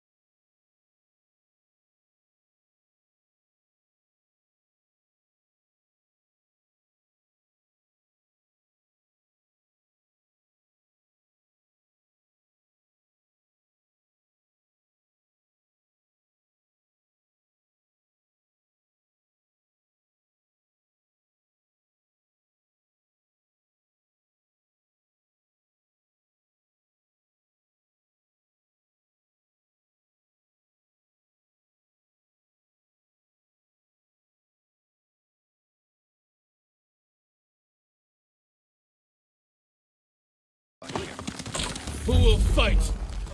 As we always ask, who will fight? Bully, what are the constraints this week for the Standoff, my friend? As we said at the top of the show, we've got, and we've spoken about it at length, the Dead Space remake coming out tomorrow.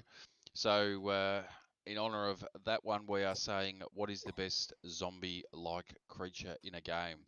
And for those in the comments still chatting away, drop your thoughts in there as we run through. But the first one will be the zombie hordes from Dead Rising 3. Look at them. What a beautiful horde they are. I think it's fairly iconic from the from all the Dead Rising games, but the amount of zombies that they have on screen, and then the different weaponry that you can utilize to try and take them all out. And the only thing that I had with this game was I think the weapons break. Correct me if I'm wrong, but Yeah. they break after a period of time, and if you find yourself sort of trapped and your weapon breaks, you basically done for. There's not a lot of getting away from some of them, and you can try and run around as best you can, but they'll get you in the end. They break almost as quick as Lynx do in Breath of the Wild. Yeah, Yeah. And the guns were like paper spitballs. yeah. They did nothing. You know. And this was a Capcom game. Yeah, look, yeah. There's better zombie games out there. There is, but I always love this because for me, this was the one that Microsoft would always put up against. I remember Sony, was it the PS2 that they did the rubber ducky, the tech demo when they announced the PS2 and look how many rubber duckies we can get on screen.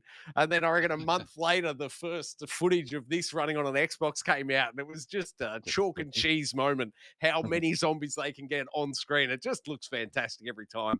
I absolutely love it. They really have a good sense of, look at us pushing the hardware. I just think it's a sight to behold every time. Who is entrant number 2 this week, though, Bully? Number 2 is the T-Virus zombie from Resident Evil. And when you talk about... Wait, I think you mean Resident Evil. Sorry, I had to drop a few octaves on that one. I think it's probably one of the most iconic things in horror games is the first time that we saw the zombies in Resident Evil. And it was something that we'd never really seen before, and it was almost wasn't a full motion video as such type game, but it was as close as you were going to get back in the mid 90s or the mid to late 90s, and it was absolutely amazing for its time. It doesn't quite hold up in terms of the gameplay, even though they did a remake on the GameCube that they then re-released for the PS4. It still plays okay, but just not probably hasn't held up as well as the rest of the Resident Evil games, and probably a bit of a shame that they've gone and remade 2, 3, and they're obviously doing 4, but they've never actually gone back to the original and done a full proper remake on that one. I think this was the first game that ever gave me nightmares, and it wasn't so much the zombies; it was your movement. You can't walk while you're aiming like that. I was just like, whoa. No. It really sold the horror, though, of the zombies. Yeah. All right, number 3. Some more Last of Us action, anyone? Well, if we haven't spoken about The Last of Us enough today, we'll go back to the well again.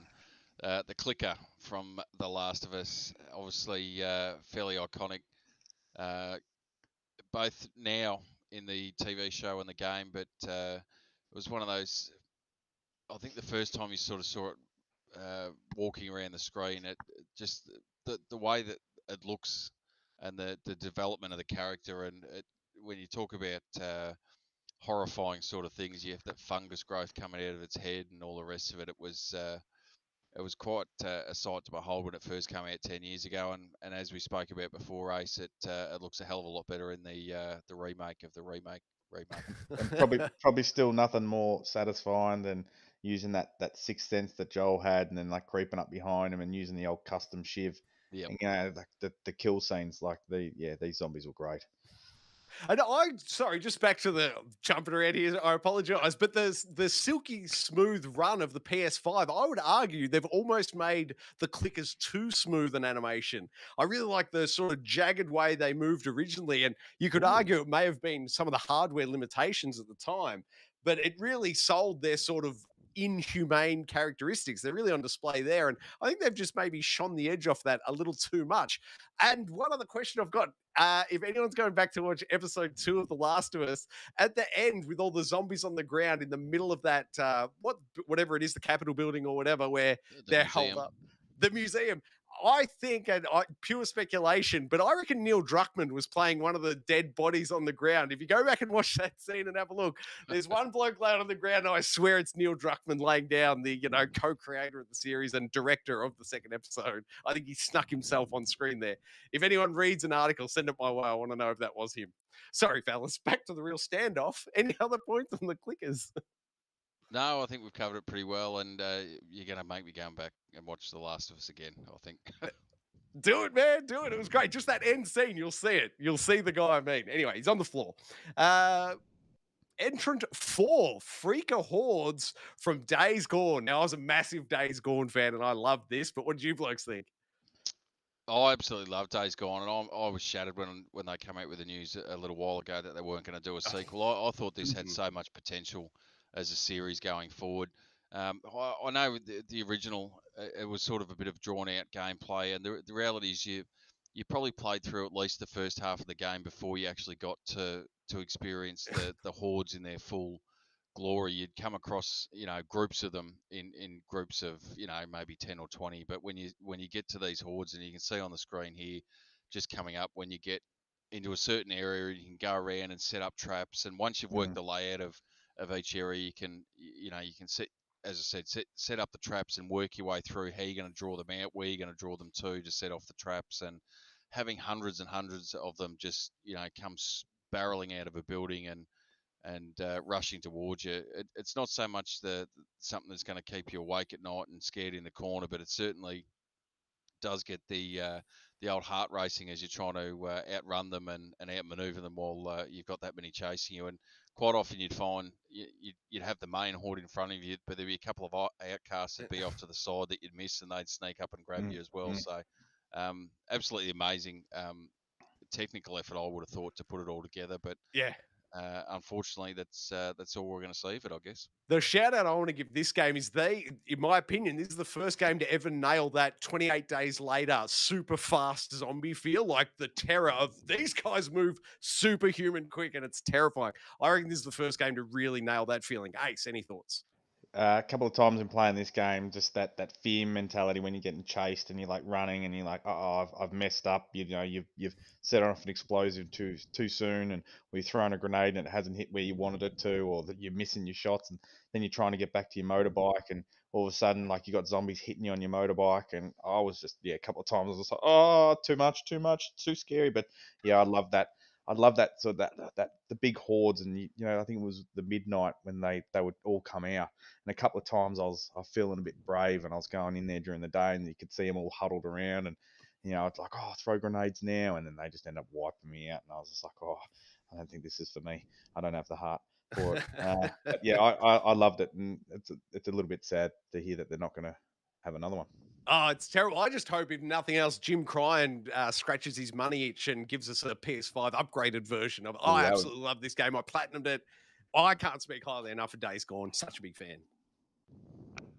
Yeah, I agree with you. I platinumed it as well. Probably there's not much more to say about the game itself, other than it's the technical aspects are amazing, and just extremely disappointed that that's a one and done, I guess. Yes, true shame of gaming. Number 5, some Dead Space action. Yeah, we've got the slashers in Dead Space, which, as I said, given that the whole Standoff is based on the re-release of Dead Space, it's be remiss not to have the main iconic enemy from that one, and the best part that goes with that is obviously being able to use the gun there to basically de-limb them with the cutter, and they had sort of elements of it in Callisto Protocol where you could do that if you hit the right sort of places with your gun, but certainly not to the level of this where you were literally just chopping limbs off, and if you managed to do it properly, when they were chasing you in those dark corridors and all the rest of it, you'd lay them out basically and make them a lot easier to take down. But when you talk about the sort of twitchy element of them, that their limbs were sort of going all over the place at the time, it sometimes was actually quite difficult to take their legs off and bring them down, and you'd end up just sort of pumping half your ammo into their body by accident when you were not really trying to do it and miss them. But certainly when you talk about jump scares and stuff in games, this is right up there with them when they sort of creep out of the vents, or they come out of the darkened areas as you're sort of exploring around. Yeah, absolutely. I'm a huge fan and can't wait to go back hands on with it this weekend. Come on, Amazon, deliver it on time. I'm still hoping maybe they deliver it tomorrow, as they should. Still, nothing more satisfying than switching over the cutter to the horizontal when they're running at you and blowing their legs off, and then them falling on the ground and then getting up and crawling after. Like, I think I'm back. I think I'm going to go get this. I love it, Ace. Good work, man. All right, entrant number 6, some Resident Evil 7 action. Yeah, molded from Resident Evil 7. Now, I'd have to leave this to you guys because I have to say I probably put 2 or 3 hours into it just after you meet the main family in Resident Evil, where you're all sitting around the dinner table, and it got the better of me. I think I was playing it when the family weren't at home at night with the as soon as you hear, one of the cats might come down the stairs, and that was enough to put me off. This is genuinely one of the most terrifying games that I've ever experienced. You had a full head of hair before you played this game, yeah? Oh, full, yeah. But see, it didn't just fall out. It was me just curling up into a ball and rocking back and forth, and it was just rubbed off against the pillow. I tell you, you're a much braver man than me, and if you're telling me that you couldn't go anywhere near this, there is absolutely zero chance. I heard by all accounts this was like a 9 on pretty much every platform, 9.5. Everyone loved it. Everyone used to love the female character, the big lady. Yeah, but like this game, look at it. Look at that's scary. Is everyone anyone who's watching this? We're all scared. Yeah, come on, put your hand up. These things Well, are terrifying, but for me, I love a good zombie that still looks human. Go, Billy. I was just going to say, I think the only thing that makes it worse is that they did the VR version of it, which I can tell you right now, I never had the gumption to put the headset on and play this in virtual reality, because I can guarantee you that I would have been washing my underpants for a week after that. I went in so brave, and half an hour later, I swore I'd never put on a VR headset again with Resident Evil. It was too terrifying. All right, then, what are we up to? 7. Number 7 this week. Number 7, so we've got the Volatilis, I think is here, or Volatiles from Dying Light. I think this is from the second one. I don't know if it was actually in the first one, and I haven't got to the second one yet. So I don't know if you've. I certainly know Unky's played. I don't know if you've run through the second one, Troy. Yeah, I've rolled credits on the second one. I love it, but for my mind, they're not the best zombies. Like, they're kind of scary, but not as scary as the Resident Evil 7 truly, like, horrifying beasts. And they come at you in small packs. They're quick, but they're not as quick as the Days Gone. Sorry, they're not the Days Gone speed. So they're a good entrant, but they're a mid-tier entrant. I reckon a couple of other ones have gotten beat on both fronts. So they're not going to get my vote, though. They are a very cool zombie in games. Well, having said all that, I know, having played through the first one extensively, I can tell you, going back to the sook that I am, I never actually played the game during the night cycle. I'd wait that out, and then unless you had to because of the actual mission, I'd wait that out until it was daylight, and it was a lot easier, and the zombies weren't as active, or the main one, the volatiles, or however you want to call it, was chasing you around the environment at night. I couldn't do that one. I was too scared. Just play it during the day. They definitely ratchet up to 11 during the night time. They get faster, they get tougher, and they come at you quicker. Ace, any thoughts on this one, mate? Love Dying Light, but very similar to Bully. Like, once I got the first couple of nights, I was like, yeah, I can handle this. And then a couple of times, all of a sudden, like, it wouldn't be just one volatile, like 3 or 4 chasing you with a whole other horde. And you got your UV torch, you're flashing your UV torch, and the battery on that's running down. And you're just like, you throw them all the times, you haven't got anything left. Your sword's about to break, and you're just like, oh, no, like, this is too much. I played this one and the second one. I think they both had the multiplayer options as well. So I tried them with a few of my mates, Dr. Spong, shout out, Colossal Cod, shout out.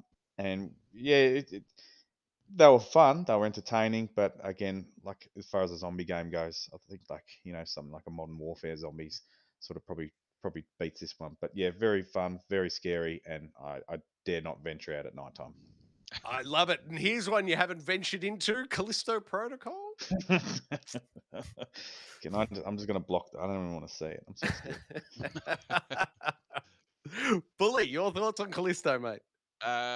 Well, to be honest, I reckon it's a pretty underrated game. I know it's not hitting the high tiers, but for what it is and for what they're trying to implement, I think it's actually a pretty good game. And the zombies that are in that one, they're fairly aggressive. Some of the versions of them, they'll come at you. As I said to you before, it doesn't have the mechanic as such where you can take their limbs off, but if you actually aim your gun in the right spot and hit a couple of good shots into their legs, you can actually take their legs off and have them start crawling along the ground at you. And then you had I know Troy spoke in there, I think a little bit about it last week, was the two-headed version that takes a hell of a lot of taking down and a lot of bullet spongy unless you can sort of maneuver that the right way. But yeah, really interesting game, I thought. As I said, a bit underrated for some people. They're not. From what I've seen, it's sort of mixed reactions as to what their thoughts are on it. But I think it's a pretty good game, and I think Ace, I don't think you've played it, but I know the three of us, me, Unky, and Troy, have all rolled credits on the back end of it. So you lads have all loved it. You've raved about it. You're Yeah. trying to get me into it, and It's a great game. You should definitely play it, mate. Okay, yeah, sure. Come and hold my hand, and we'll play it together, or I'll watch you play it. How about that? I would argue these are the most top-notch next-gen zombies. Like, these are the true PS5 versions of zombies. They're super high-res textures. They've got all the bells and whistles. They sound great. They look great. They move great. I love the way you interact with them as well. They're, from a specific zombie standpoint, they're the best I've seen, I reckon, to date. Bully, would anything beat them from a look and feel, do you reckon? Oh, look, I guess we'll find out tomorrow when Dead Space comes out what they're throwing at us. But certainly what we've seen so far, I don't disagree with you. And a lot of the combat, yes, there is some guns and stuff that you can use to some degree, but a lot of the combat is hand to hand with melee weapons and that sort of stuff. And when you know, laying a ratchet into them, or a baseball bat, or your electric club or whatever it is, it actually feels quite satisfying when you're beating the snot out of them, to be honest with you. The only thing is, and I know there's tweaks that you can put into the game, or different settings you can have, is just that dodge mechanic they've got, which I found a bit frustrating from time to time, until you sort of tweak it and just make it, you can just move your stick in one direction and it basically just auto dodges in effect. But they certainly look fantastic. The behaviour of them as they're trekking around the environment's fantastic, and that it's really satisfying to lay a club into them. Oh, yes, indeed. What From- about... Oh, sorry, guys, go. Just touching on what you said before, with the graphical design of the zombies, this compared to the Last of Us PS5 version. Your thoughts? Oh, geez. The Last of Us looks like a last gen game up-resed, whereas the Yeah. Callisto Protocol looks like it was designed from day one as we've got this new generation hardware, we can really push the limits. We're gonna You see know, everything. Yep. multiple layers of skin. So as you're hitting them, okay, the top layer of skin's ripped off, but here's the next layer of skin, and it's super high res as well. It's Okay. really impressive visually. Entrant 9, Resident Evil 2, Bully.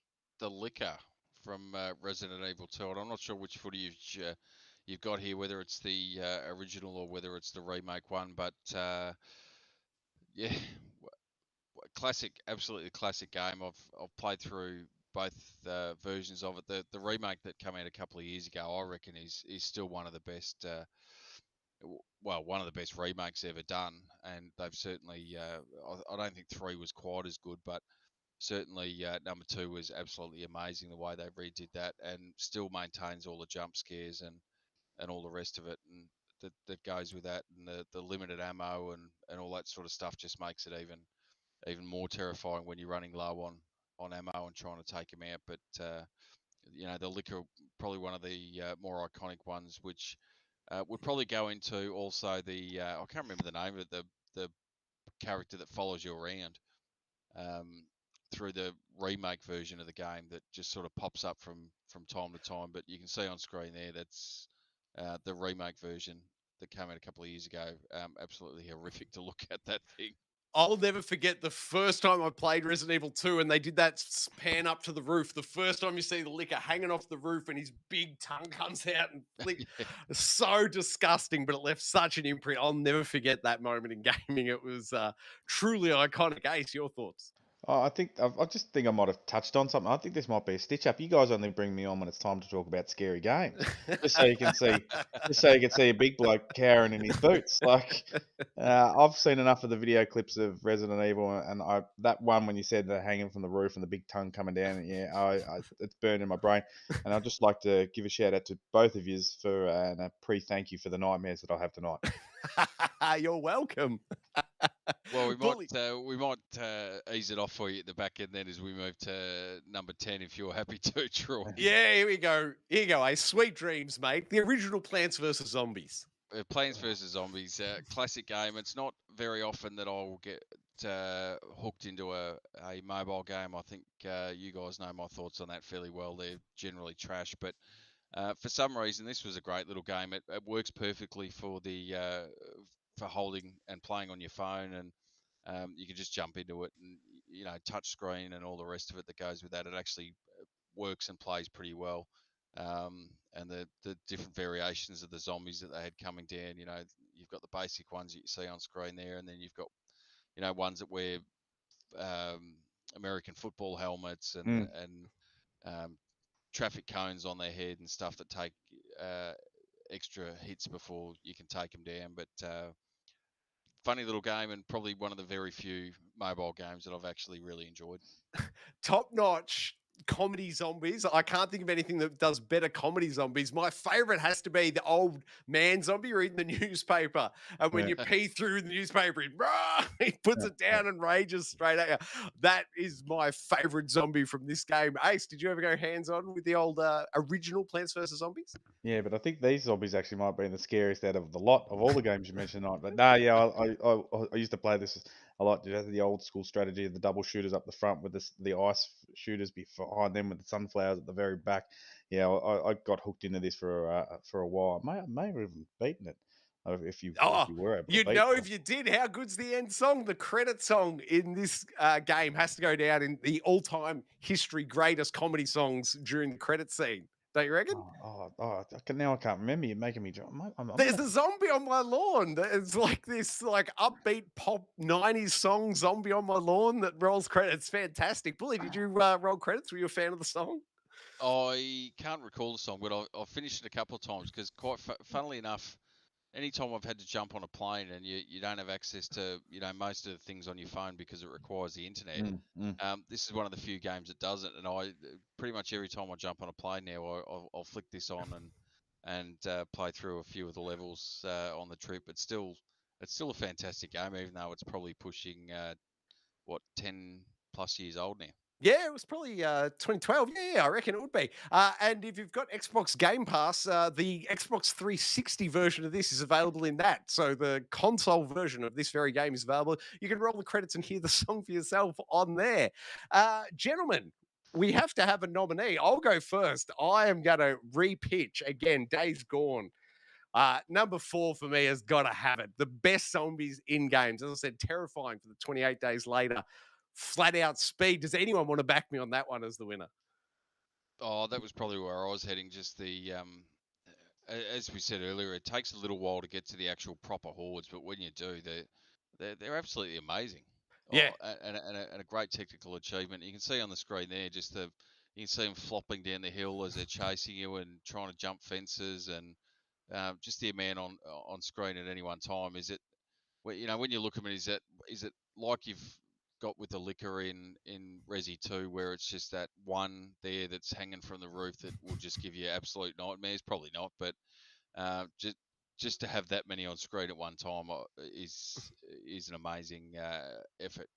Having 500 of them run around the sawmill. Absolutely memorable moment in gaming. Ace, are you backing us on this one, or do you have another one you're leaning toward?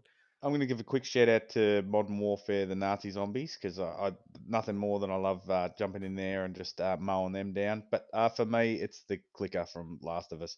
I just think a lot of these games sort of just that they've got that same sort of template for a zombie style enemy, but the clicker was so original. Yeah. Just the blind, the using the noise, you couldn't move, like, and there was bottles and stuff, and you hit him, they come charging at you. Something about it, that different take on that zombie style for me is and the takedowns. I love the takedowns. Fair enough. I think they're a great second place. I'm not moving from Days Gone. Bully, are you jumping clicker style, or are we going to stand strong on Days Gone for the winner? I don't know. You've almost got me sitting on the fence now, So I don't disagree with you, and I reckon it's almost enhanced by the show itself. Totally. The design they've got in the show and the way they creep around in the show. So I'll tell you what, given that I've got hooked into the show, I played the game again recently. I might have to leave you hanging, Troy. That's fine. A winner is you, The Last of Us, for the clickers. Best zombies in gaming. Good work, fellas. I love it. That brings us back, though, to the main show and segment 4. Bully, what's been happening in that? Their YouTube chat. Well, after last week's slap across the chops from Ace, I've had a couple of people in the chat there that want to get a bit back. So we've got we spoke about him earlier in the show, Dr. Sponk, and he's thrown out there a couple at you. He's saying Ace is known for his belief that he's cashing all the checks without any of the skills to pay the bills. There might be some fairness and some validation.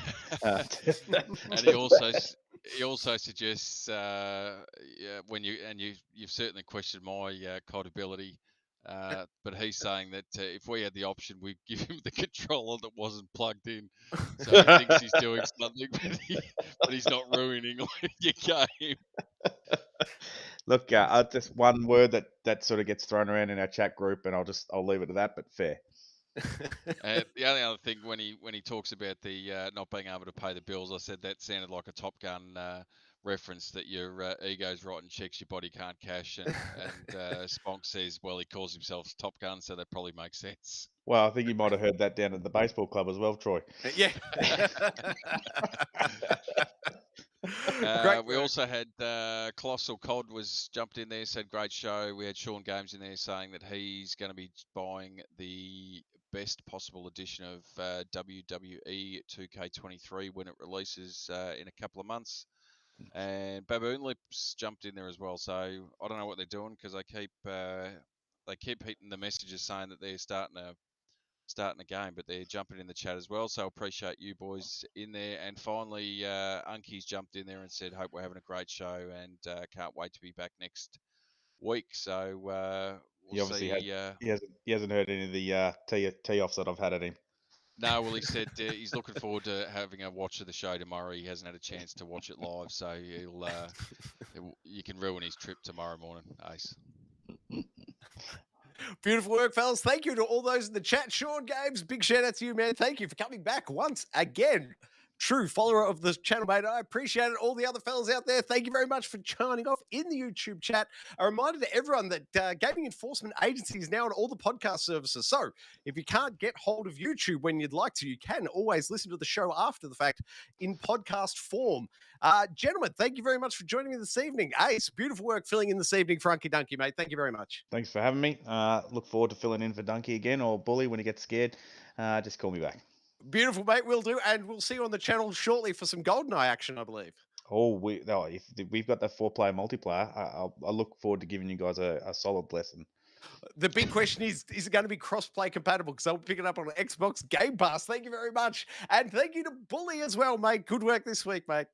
Thank you very much. And just a reminder that we're on Twitter as well, at Geek Aloud. And we'll just have to make sure that next time that Ace fills in again, we'll have to come up with some sort of zombie PG? type. PG? No. We'll keep going with the zombie type references. So you're not Best blood splatter in gaming, maybe. I turned blood splatter off. Mortal Kombat 2, you're playing it with green blood. Yeah. Good work, fellas. That's it for us. We are officially off duty. Thank you very much for watching, everybody. Bully, what can you do with the channel? You can like it, you can subscribe it, and you'll never miss it. Oh, that was luck. Hey, that's something.